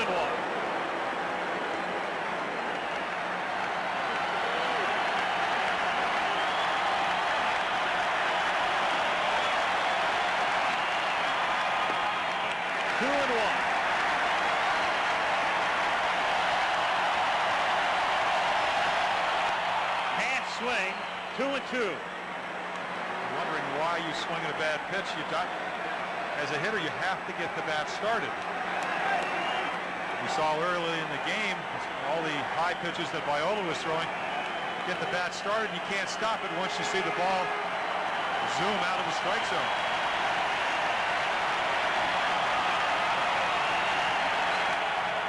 In on it. So the count is full. Now do you send the runner?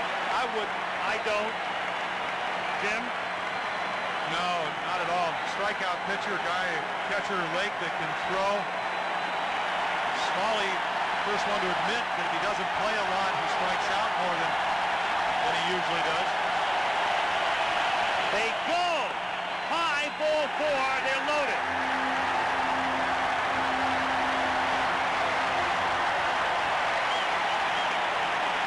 Three walks and the bases are loaded with 1 out. And Dan Gladden, who hit a grand slam a week ago last night, is the batter.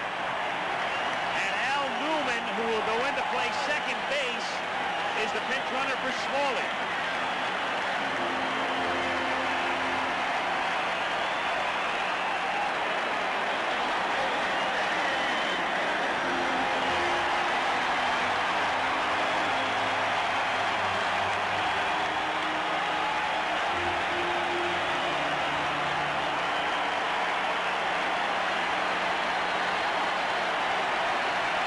Loaded, 1 out. Cardinal infield double play depth.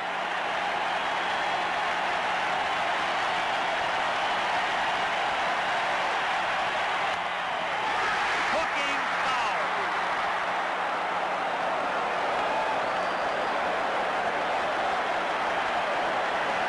You see Pena right there talking about the ball being up with Worrell. I said Steve Lake, I beg your pardon. Talking about the ball being up. And what's got to concern Whitey Herzog is the fact that Gladden can get around on that high fastball and pull it foul. No damage, but that means he's not throwing as well. 1-1, snap throw to Lindemann. Newman back. I believe that one of Tom Worrell's strength is more velocity than movement. So it's a matter of timing. And if he gets the ball in the middle of the plate, he's not going to be as effective. He'll tell you the more I pitch, the better I pitch. And he has not been used that often in the last couple of days.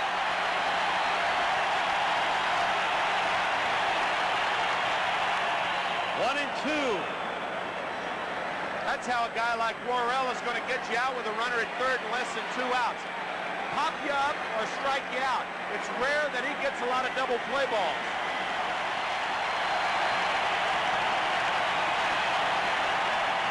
Got him. He chased it for the second out.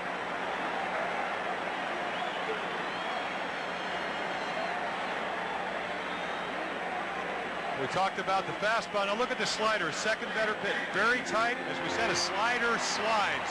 It looked like it's a fastball. You go out to hit it, and it slides away from you and down. Of course, he set him up with about 496 miles per hour fastballs, 95, whatever. So your second pitch becomes your best pitch. Did then. Gagne up and in. We're talking about sliding. What about Lake on that last play and the pressure on a Steve Lake right now? Well, he has had some physical pressure on him twice. One from Don Baylor and the other from Gary Gaetti.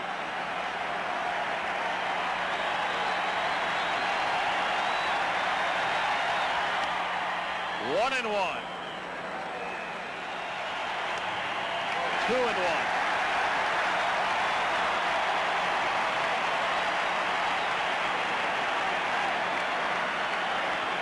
Rourke, good luck being heard above his den. Telling Tom Lawless, they go into the dugout. Lawless had to call time. Lawless has to go tell something to Orrell. Maybe Tom saw what Rourke was trying to say. And the only guy who could, for whom he would get his attention was Tom Lawless. There's Lawless saying, me? All right, just a second. Again, it does come back to communication. Whether it's fly balls, it's just difficult to communicate here. You have to have your head in the dugout, which is somewhat of a distraction.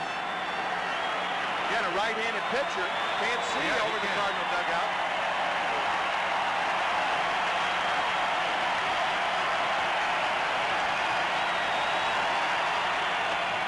Two and two.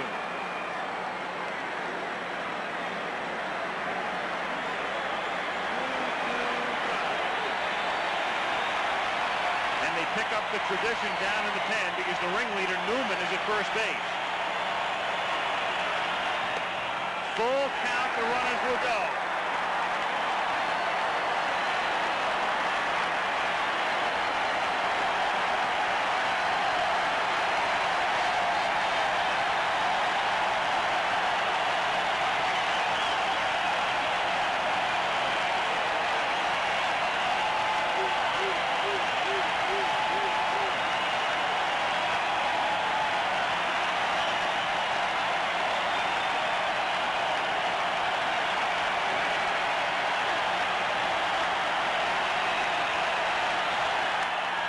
Ground ball, Lawless stabs it, throws a one-hopper too late, wins lead.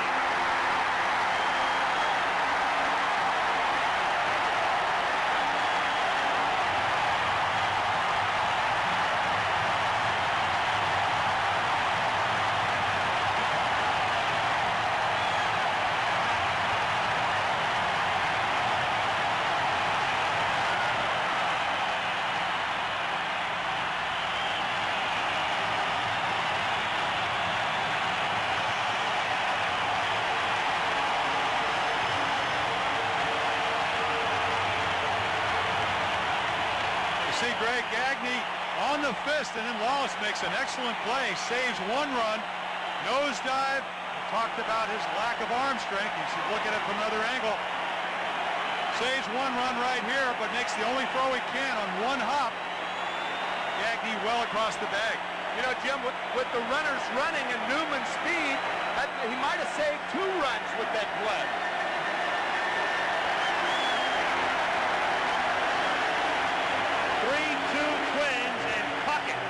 Coming to the plate. What a ball game.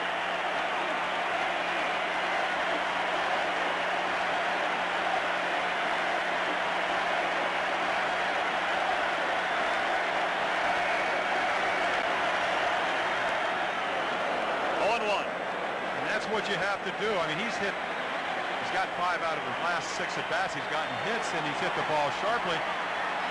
But again, what they've done the last 2 days is throw him strikes. First 5 ball games, they didn't throw Kirby too many strikes.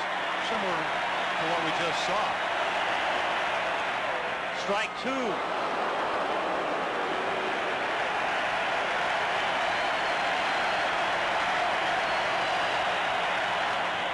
Foul tip held by Lake. Strike 3. They get a run to take the lead. 3-2 Twins after 6. Back after this from your local station. IBM presents You Make the Call. With a count of 2 strikes on a batter, a pitcher takes too long to throw the ball. The batter asks for time and steps out of the box just as the pitcher appears to throw the 3rd strike. Is the batter out? You make the call. A batter can ask for time anytime he pleases, but only the umpire can grant his request. In this case, he clearly didn't. So if you said the batter was out, then you made the right call. In the bottom of the 6th, things began to crumble for the Cardinals. Walks to Tom Brunansky, Kent Herbeck, and Roy Smalley, who was replaced by pinch runner Al Newman, filled the bases. With Todd Worrell on in relief, Greg Gagne came to the plate.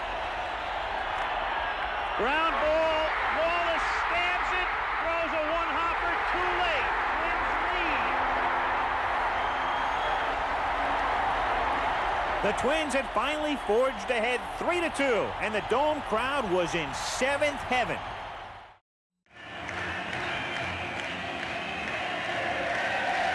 Seventh inning, a few things to mull over after this one. In the 2nd inning, Don Baylor attempting to score on a base hit by Loudner. Now watch the high tag by Lake. Baylor was called out. In the 5th inning, Greg Gagne, a tapper right side to Lindemann. The throw behind Magrane, but watch Magrane clearly touch first base.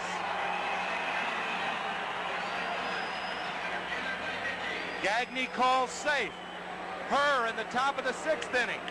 The rundown play. Interference on Herbeck. Herr safe at first. Herr was called out.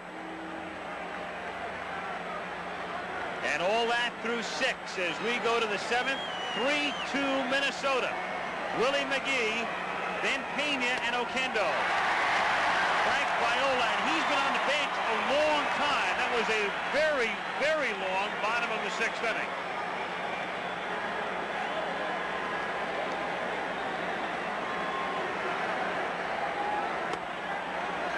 One and one. Newman at second, and he's in the number 9 spot.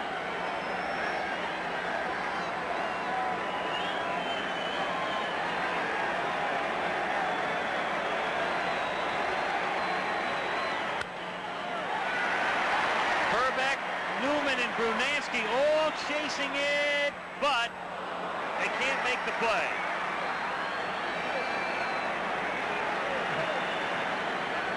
Kent Herbeck, he knows there's mounds. He looks right there at those, goes around, knows the configuration here.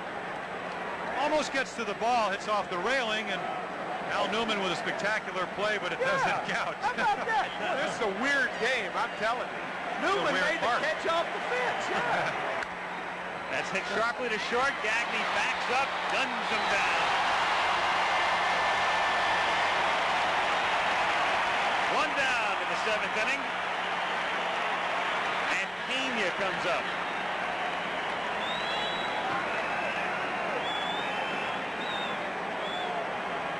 Check out Newman. He makes the catch off the wall, and now he wants it. Well, after what he's seen all night, you know, he figures anything might go. That's right, yeah. That's great. 1-0 on Pena. Tom Kelly, when this season started in spring training, he was, without question, the most anonymous manager in the major leagues. I mean, even fans who follow baseball pretty closely were stumped when you said, who's managing the Twins? I think we know about him, along with a few million others now. Of course, being young has really been a tremendous boon to the Twins because they say he's one of us. A boon to anybody. Being young, yeah. Some of them call him coach. strike. 1-1. Coach Kelly.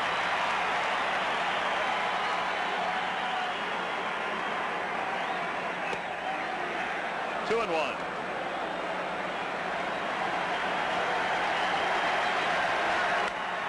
In the air to right field, deep. Brunansky back and plays it off the bottom of the fence. Pena on his way to second and in with a double. Tony Pena with his second hit. And the tying run at second. Pardon me, out fastball away, and one of the most impressive players against the right field wall.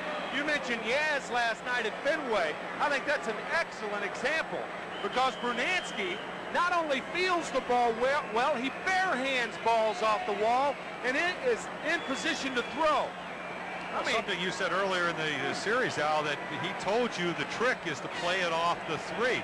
So he knows where to go. No wasted motion. Oh, no. He barehands it in position to throw and at least makes it close. And nobody knows that corner like Brunansky. He's played here since the park opened in '82. Oquendo. 0 for 2. Strike. Well, they were going to move Brunansky to left field because that's the tougher field to play here. They got Gladden. He had shoulder surgery and his arm came back, so they put Brunansky where he plays so well. But if you look at the configuration here, it's much more room to cover in left field. 0-2.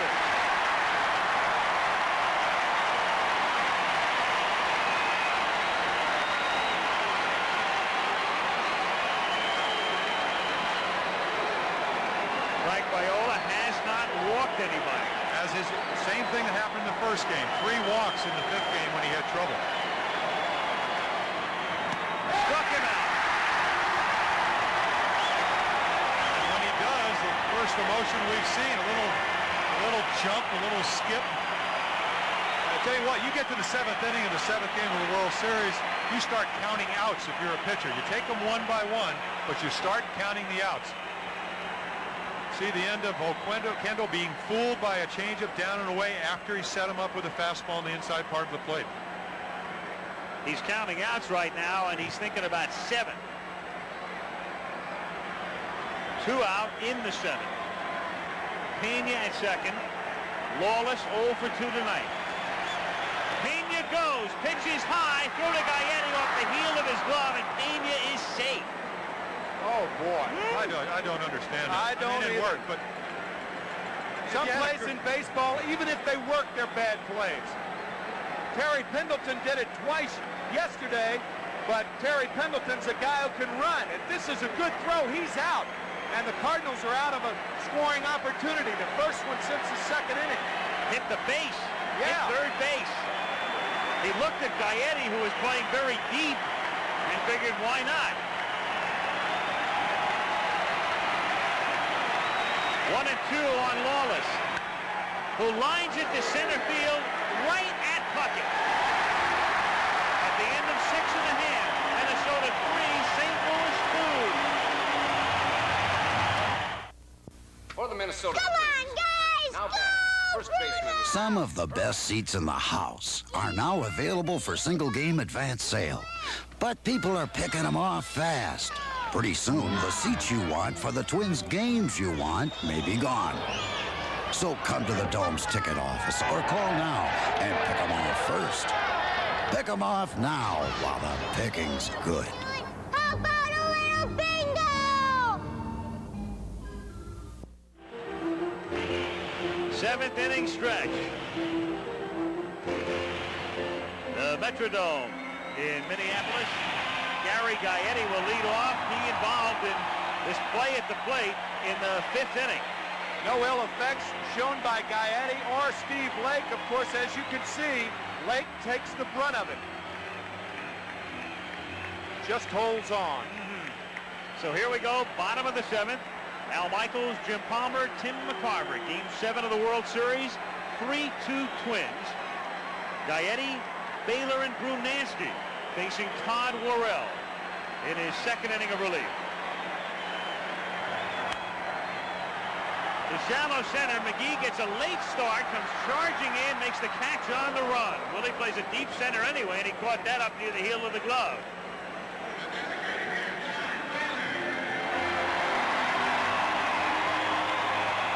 Todd Worrell ready to deliver.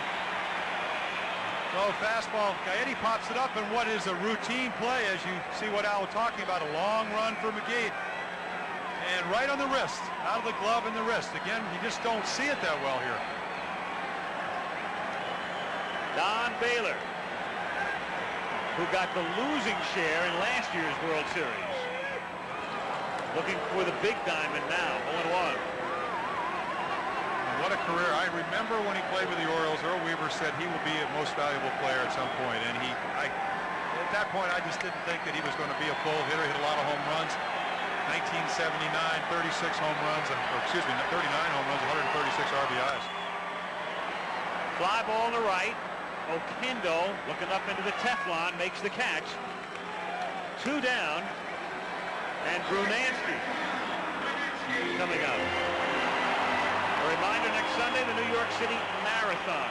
22,000 runners, and the times at the bottom of the screen on ABC Sports. Brunansky singled, flied out, drew a walk. He has scored twice tonight. The other run was scored by Gagnon. 0-1.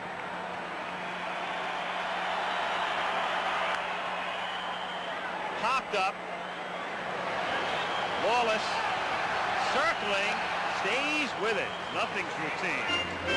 To the 8th, still 3-2 Twins.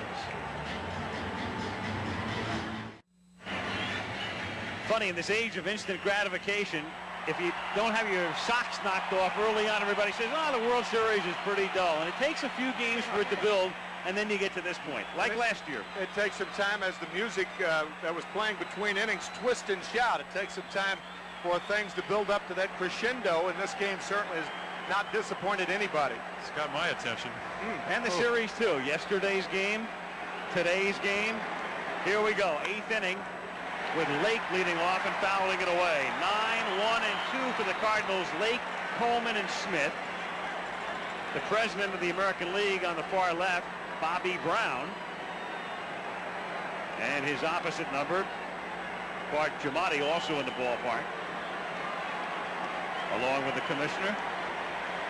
The Twins 6 outs from the title. Broken bat, little roller, Gaetti, Herba. Lake is gone, 1 down, and Coleman comes up. And so is his bat as Gaetti gobbles up this ground ball. We've told you all series. Gold Glover last year, most likely win another one. Great power hitter, and he gets the first out here in the 8th inning. Carl Pohlad and his family, owner of the Twins.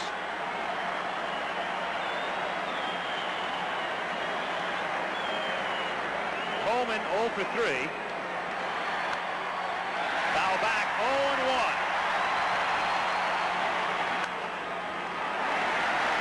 Brunansky charging in. There, makes the play.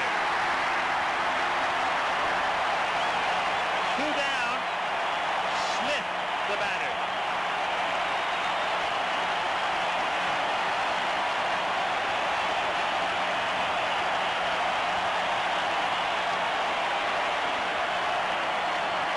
There it is, lowest regular season percentage. Oakland in 74, 556.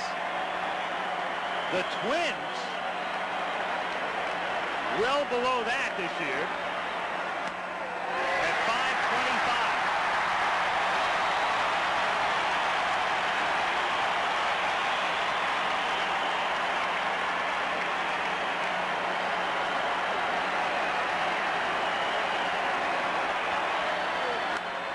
Rack foul. 0-2.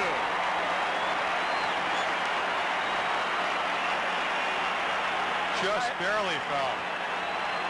Gaetti not on the line, but then again, I don't believe that's where Smith's going to hit. That was a mistake. So playing the percentages. Weak grounder to Newman. 7.5 gone. 3-2 Minnesota.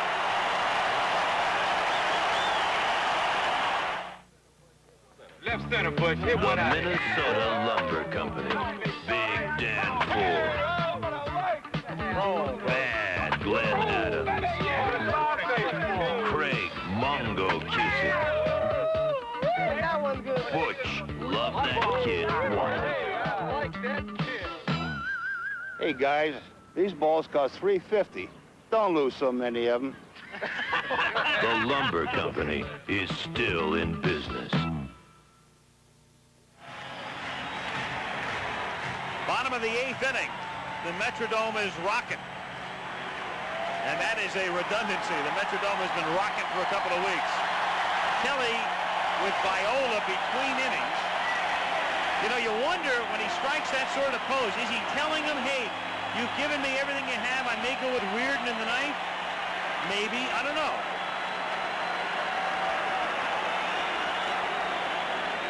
Well, it makes sense. I mean, you turn her around. You got to make them make a move with Lindemann, with Reardon, the right-hand hitter versus right-handed. And McGee, of course, he's hitting well from both sides. So, and you're going with a guy that got you here. Well, of course, Viola had a lot to get him to the ninth, too. Bottom of the 8th, 3-2 Minnesota. Herbeck leads off. They'll be followed by Laudner and Newman. In the 9th inning, Herr, Lindemann, and McGee for St. Louis. Herr, Lindemann started to break toward the ball and now gets back to the bag for the out. One away. So Herbeck is taken care of. Tim Laudner comes to the plate.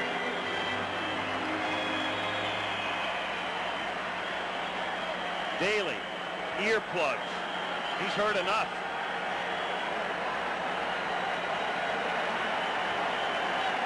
He heard a crack of the bat yesterday. He didn't like Herbeck, and here comes Reardon. So what we suspected, I think, is true. Kelly telling Viola, hey, man, you were great, but I'm going with Reardon in the ninth. Strike, 1-1. And he let him pitch the 8th because he worked to Ozzie Smith. Might see Ozzie Smith and Vince Coleman. You might see Terry Pendleton pinch hitting for Jim Lindemann in the 9th inning. Possibility. Yep, that's the one thing that Herzog has going for him. His whole bench now is left-handed, basically. Pendleton is switched hitter, but as you know, he can't hit right-handed because of the rib injury. Bert.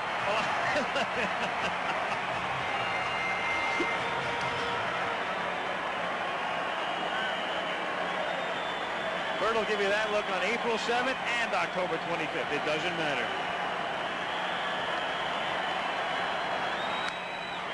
Base hit.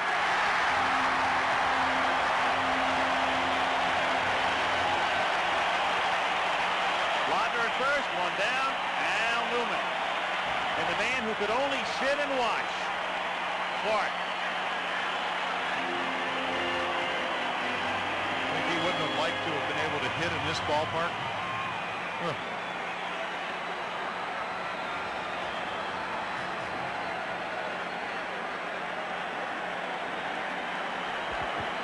Newman bats for the first time in the game.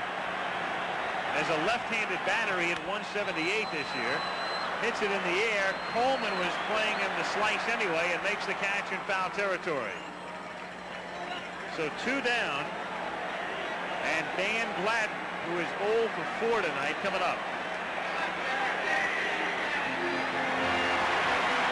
And Herbeck, born here, raised here, and now trying to be part of a world championship team here.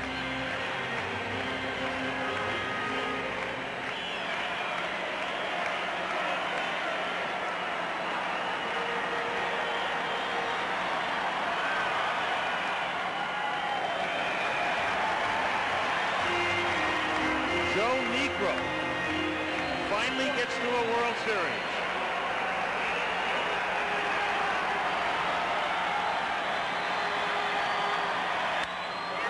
Toward the gap in right center field and up the alley.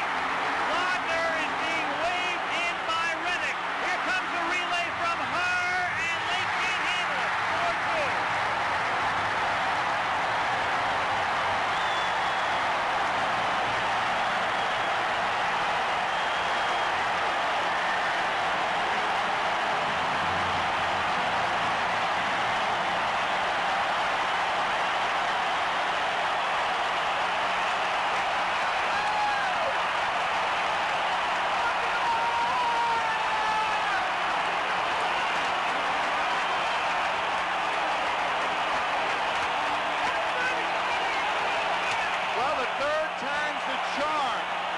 Twins had tried to score 3 runners tonight at home plate.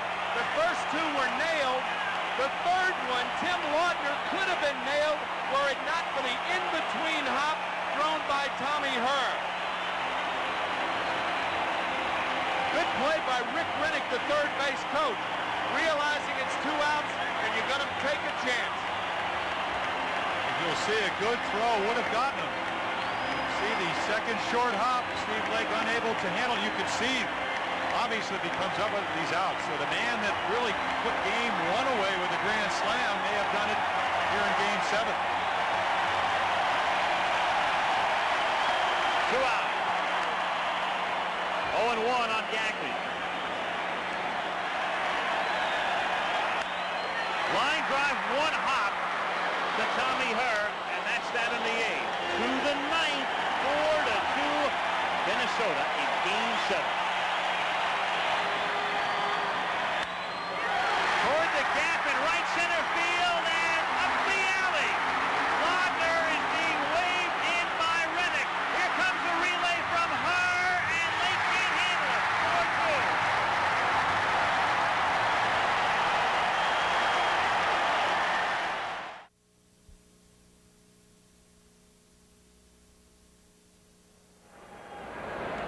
4-2. You know, it was a frustrating year for us. I'm representing the players. We had a lot of players that had great individual years. I was very fortunate in 1979 to play on a World Championship club, and I know what it takes to win. And if we can, going into next season, get together as a unit, and 25 guys having the best years we're capable of having, hopefully we can bring a World Series to Minnesota.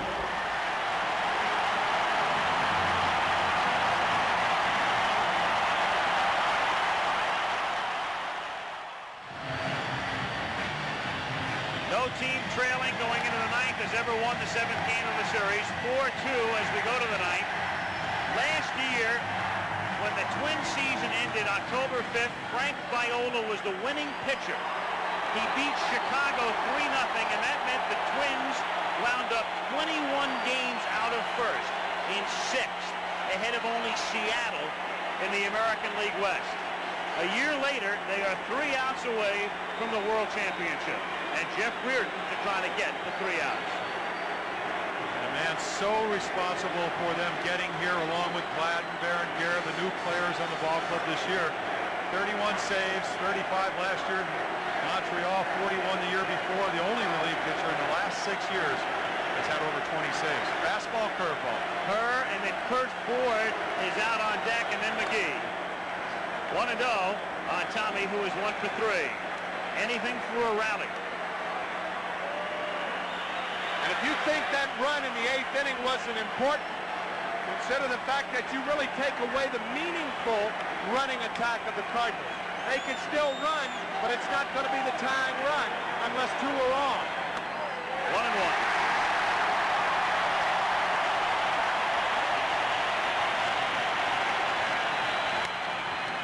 Center field, shallow, tuck it on, 1 out.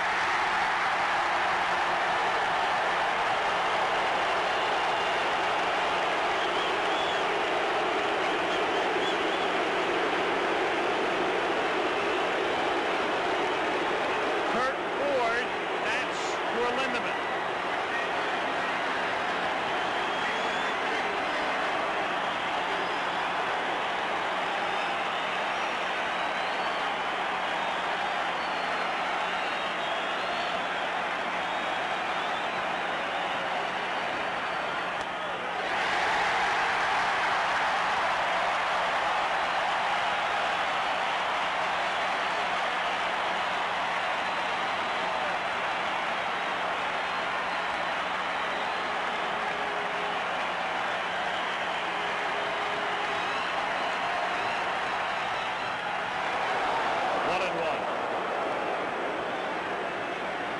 Speaking of those odds, the Minnesota Twins were 150 to 1 before the season started to win the World Series. And some thought that was too low.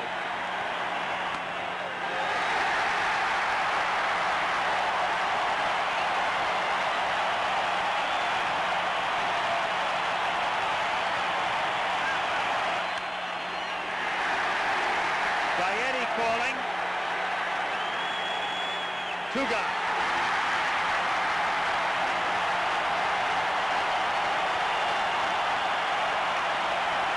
McGee.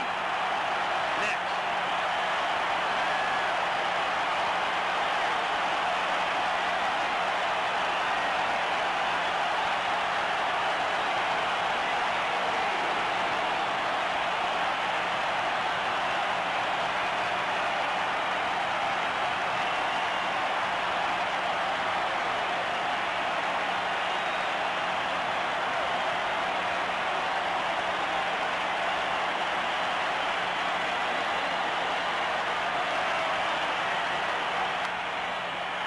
A looper in foul ground.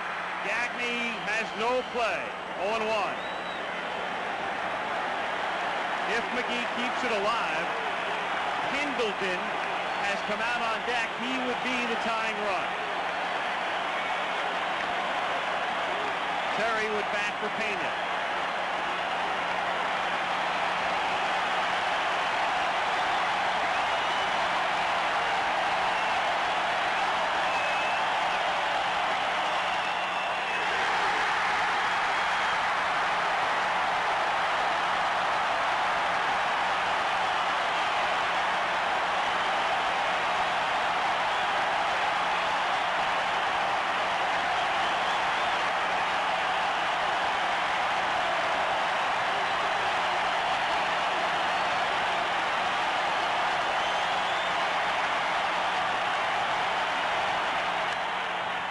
To Gaetti, for the first time ever, the Minnesota Twins are the world champions.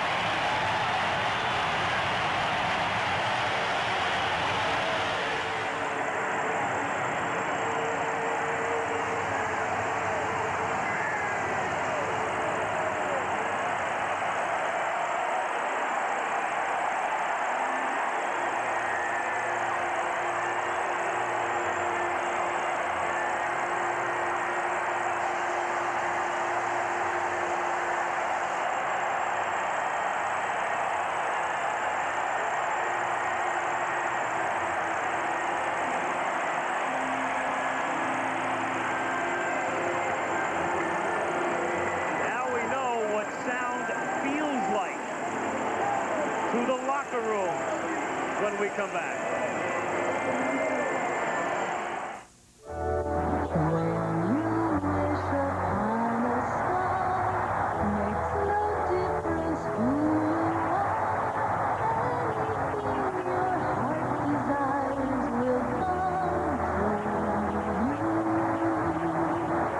Viola, you and the Twins just won the World Series. What are you going to do next? We're going to Disney World.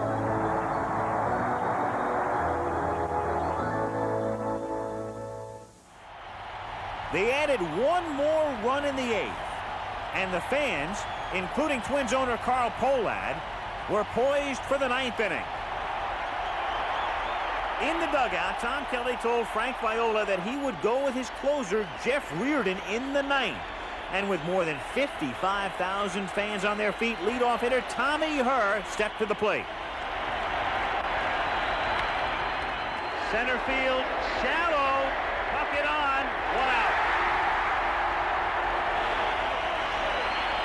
Kurt Ford would be the next hitter to face Reardon in hopes of keeping the Cardinal chances alive.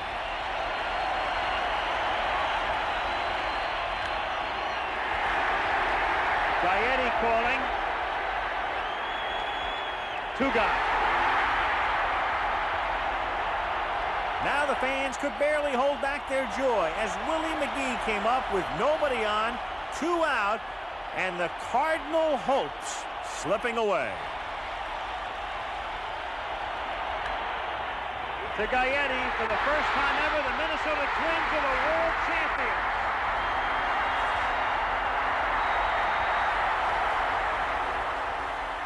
"26 years after baseball had come to the Twin Cities, Minnesota had won the World Series." As the game ended, this team, a consensus 4th, 5th, 6th place choice in the American League West,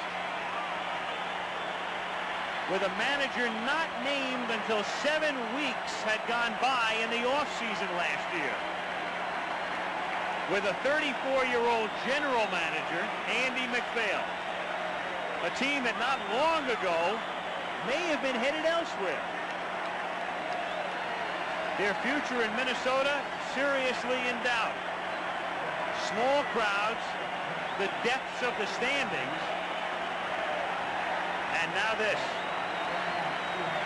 And if you're looking for Tom Kelly in your picture, forget it. True to form, he said he would allow the players to celebrate on the field. He would wait on the bench, and that's what he did. And he told us he wouldn't be able to see this if he was out there. That's right. Tom Nieto on the left and Steve Lombardozzi on the right. And that says everything.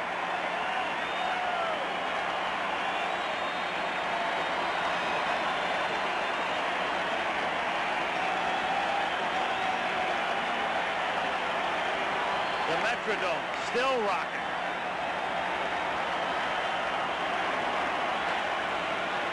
Viola beats Cox. And let's go to Reggie Jackson in the Twins locker room. Michaels in an obvious World Series scene. You see the commissioner on my left, Carl Pohlad, the owner of the Minnesota Twins, here on my right, Bobby Brown, Dr. Bobby Brown, the president of the American League, Andy McPhail, the general manager, young fella here of the Minnesota Twins, and the youngest manager to win a World Series non-playing since John McGraw in 1905. Mr. Commissioner, will you present the World Series trophy to Mr. Pohlad? Carl, and to the entire Twins organization, this is a very special thing. They told me a few years ago that they shouldn't have had baseball in Minnesota, and you've made it very real. It's a class organization. It was a great win. Congratulations to you, Colonel. That thing's pretty heavy. Thank you, Peter. On behalf of the entire Twins organization, on behalf of everybody in this upper Midwest area that supported us, it's just a great thrill speaking for the team and everyone here. And I just want to say I've never had a greater thrill in my life, and I'm sure that applies to the entire team and everybody else in the Twin City area. There you go. Tom Kelly, what do you think of the owner here? What do you think of your trophy? I'm very happy that Mr. Pohlad gave me an opportunity to manage these fine bunch of young men, and I'm very proud of the guys, the way they played. You outstanding effort against the Tigers. Very good ball club, and to beat the Cardinals, just an outstanding class organization. We have to feel very proud. The thing I wanted to ask you, Tom, what did you say to Frank Viola in the middle of the 8th inning? Well, I didn't want to take him out, but the way we've been going all season long, we didn't divert. In the 9th inning, Mr. Jeff Reardon gets the baseball, and that's the way we did it all year. Reardon's my man in the 9th. He gets the ball. That's all there is to it. Outstanding. Mr. Pollard, let me ask you a question. Thank you. I know that you've had some... There you go, guys. You're an Andy All right. Way to go. Super. Mr. Pollard, I know you've had some great thrills in your life. You can name it when it comes to buying things, but a World Series trophy is something that all the dimes or all the pennies you can save in the world you can't buy. What's your feeling today? There's no way I can describe the feeling. I've been through many things in my life, pleasant and unpleasant. This is the greatest thrill, and the only way that you can really know how it feels is to be here, have it happen to you, and believe me, thanks to a great organization, Tom Kelly, Andy McPhail, and everyone else, it happened to us, and we're just grateful. We're grateful for the good Lord to let us come through all this, and I can't tell you how thrilled I am. I know the guys love you. I know the fans love you. When we come back, we will come back and we see the most valuable player trophy given to Mr. Frank Viola. All right. We'll be right back. Stay with us. Way to go, Frankie. There were heroes and standouts on both teams, like Tony Pena, who led all Cardinal hitters with a .409 average. And Vince Coleman, who stole 6 bases in the series, the most since Lou Brock's 7 in 1967. And there was an unlikely hero in Tom Lawless, whose 3-run home run in Game 4 broke the game open. And relief pitcher Todd Worrell, who made 4 appearances and got 2 saves. On the Twins side, Kirby Puckett led all Twins with 10 hits and went 4 for 4 in Game 6. And Dan Gladden, who contributed 9 hits, including a grand slam home run in Game 1. And, of course, Frank Viola, who started 3 games and won 2, including a final game, and was named the World Series Most Valuable Player. And then there were the fans, who were perhaps the real heroes of a series that proved once again that there's no place like home. The Minnesota Twins, the World Series champions, 1987. The National League champions, the St. Louis Cardinals. And in their locker room is Gary Bender. Gary? Al, thank you very much with Whitey Herzog. And Skipper, I understand you went over the Twins and congratulated them. Well, sure. They played a great series, especially in this ballpark, and we had a good ball game tonight. We played about as good as we can play, and we've been very vulnerable to left-hand pitching ever since we lost Jack Clark and then lose Pendleton. And Viola pitched great, and he was the difference tonight because we got the 2 runs in the second inning. We really never had anything else going, and of course, Reardon come in and did what he's supposed to do. But they're an awful good ball club in this building. Whitey, I'm curious. Controversy at first base. It happened in 1985. Was it so noisy out there you couldn't even plead your cause? Well, we thought there was an awful lot of close plays, and Lee had a lot of close plays over there. And unfortunately, a few of them went against us, you know, but he's a good umpire, and I don't know. I mean, I really want to comment on something like that because I think that would take a lot of credit away from the Twins. And in all fairness, they had a better ball club than we did. And the way we were crippled up, I'd like to play them at full strength, but it wasn't going to happen, so we had to play them best we could. It's an amazing series. The home team won every game. That's the first time in history. Of course, no team in history has had to play 4 games up here, and they're a great ball club, like I said, here, and it's amazing to me that they can't play better on the road. I'm curious. You went 7 in '85, losing to the Royals that year. Your emotions now as opposed to 2 years ago?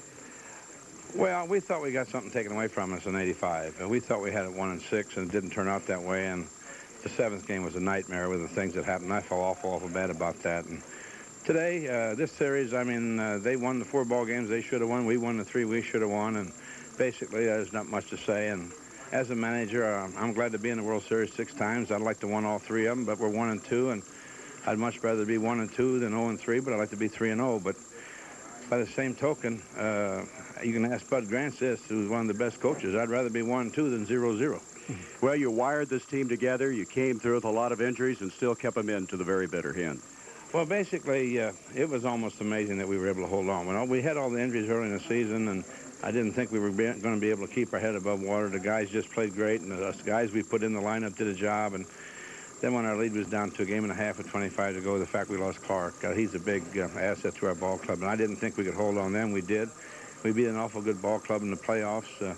The Giants were hot. They got awful good pitching, a good young infield, and we were fortunate to come back and beat them. And then we had these guys where we wanted them. Only thing, we had them in the wrong ballpark, and we just couldn't get it done up here. Going to go fishing for a while now? Well, I'm going to Germany next week and take a little vacation.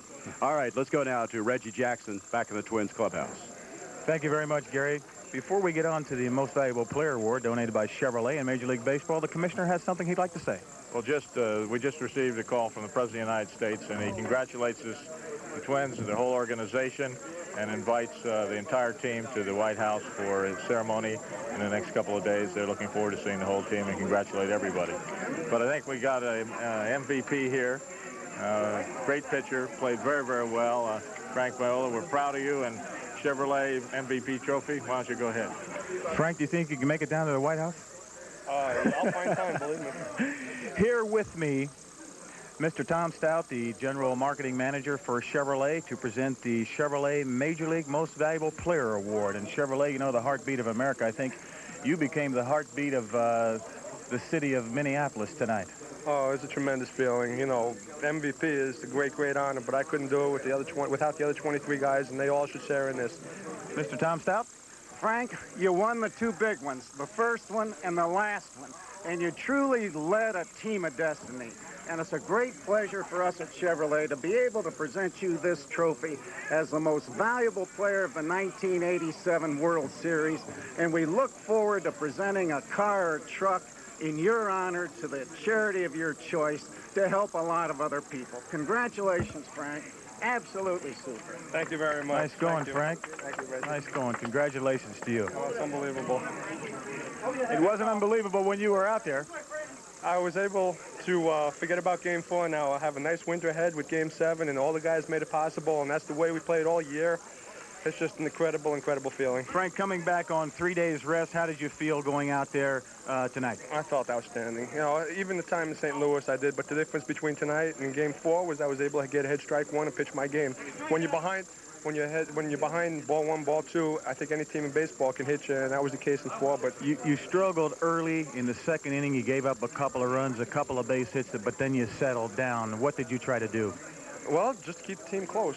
Guys have been coming back all year, and you know, today is just another case. And then when you know you have a Jeff Reardon behind you, all you do is try keeping it close and giving the guys a chance, and Jeff's going to come in and close it for you. How did you feel leaving the ball game in the 8th inning when Tom Kelly talked to you? He's been doing it all year. That's his exact words. We're doing it all year. We have Jeff to close the door. Why change now? And that was the case, and it worked out great. Nice going. Congratulations to you. Kirby Puckett. Kirby Puckett, are you in here? If people would like to hear you. Kirby, come on up here, big guy. Whatever you want to tell me. Outstanding ball game. Man, it's great, man. A lot of people have said that the Minnesota Twins could not win this World Series. If you did not start hitting, you started yesterday. Well, Reg, I felt great to play the last couple of days, and I just wanted to just do the best I could and just stay back and just try to contribute to the team offensively, because I hadn't done it in the previous 4 games. Outstanding baseball game, fella. You showed the people that you are one great baseball player. Well, Reg, I was just trying to come out and just do the things that I've done all year, and that's just play hard and just let my ability just take over. I'm just glad that Frankie got the MVP, man. You sound like you're wound up. Oh, man, I'm all wound up. I can't believe it. I can't believe it. Have some more champagne. Let's go back upstairs to Al Michael. All right, thank you, Reggie. And right now we are going to bring to you the Budweiser play of the game, which turns out to be an infield single. But this coming in the 6th inning with a score tied 2-2 and 2 out. And Greg Gagne grounding one just fair. Tom Lawless making a nice stop, but the throw to first too late, and that made the score 3-2. And the Twins were, of course, to go on to add another run. And Reardon did the job in the 9th inning. Viola gets the win. And the final score, 4-2. Game 7 of the 1987 World Series has been brought to you by Budweiser Beechwood Age for that clean, crisp taste. This Bud's for you. By Chevrolet, the official car and truck of Major League Baseball. By the people of Holiday Inn Hotels who salute you. Here's to the winners. We're on your way. And by Merrill Lynch. Al Michaels, Jim Palmer, and Tim McCarver with the story from the Metrodome in Minneapolis, Minnesota. The Minnesota Twins are the world champions. A look now at the people we feel are the very best in our business.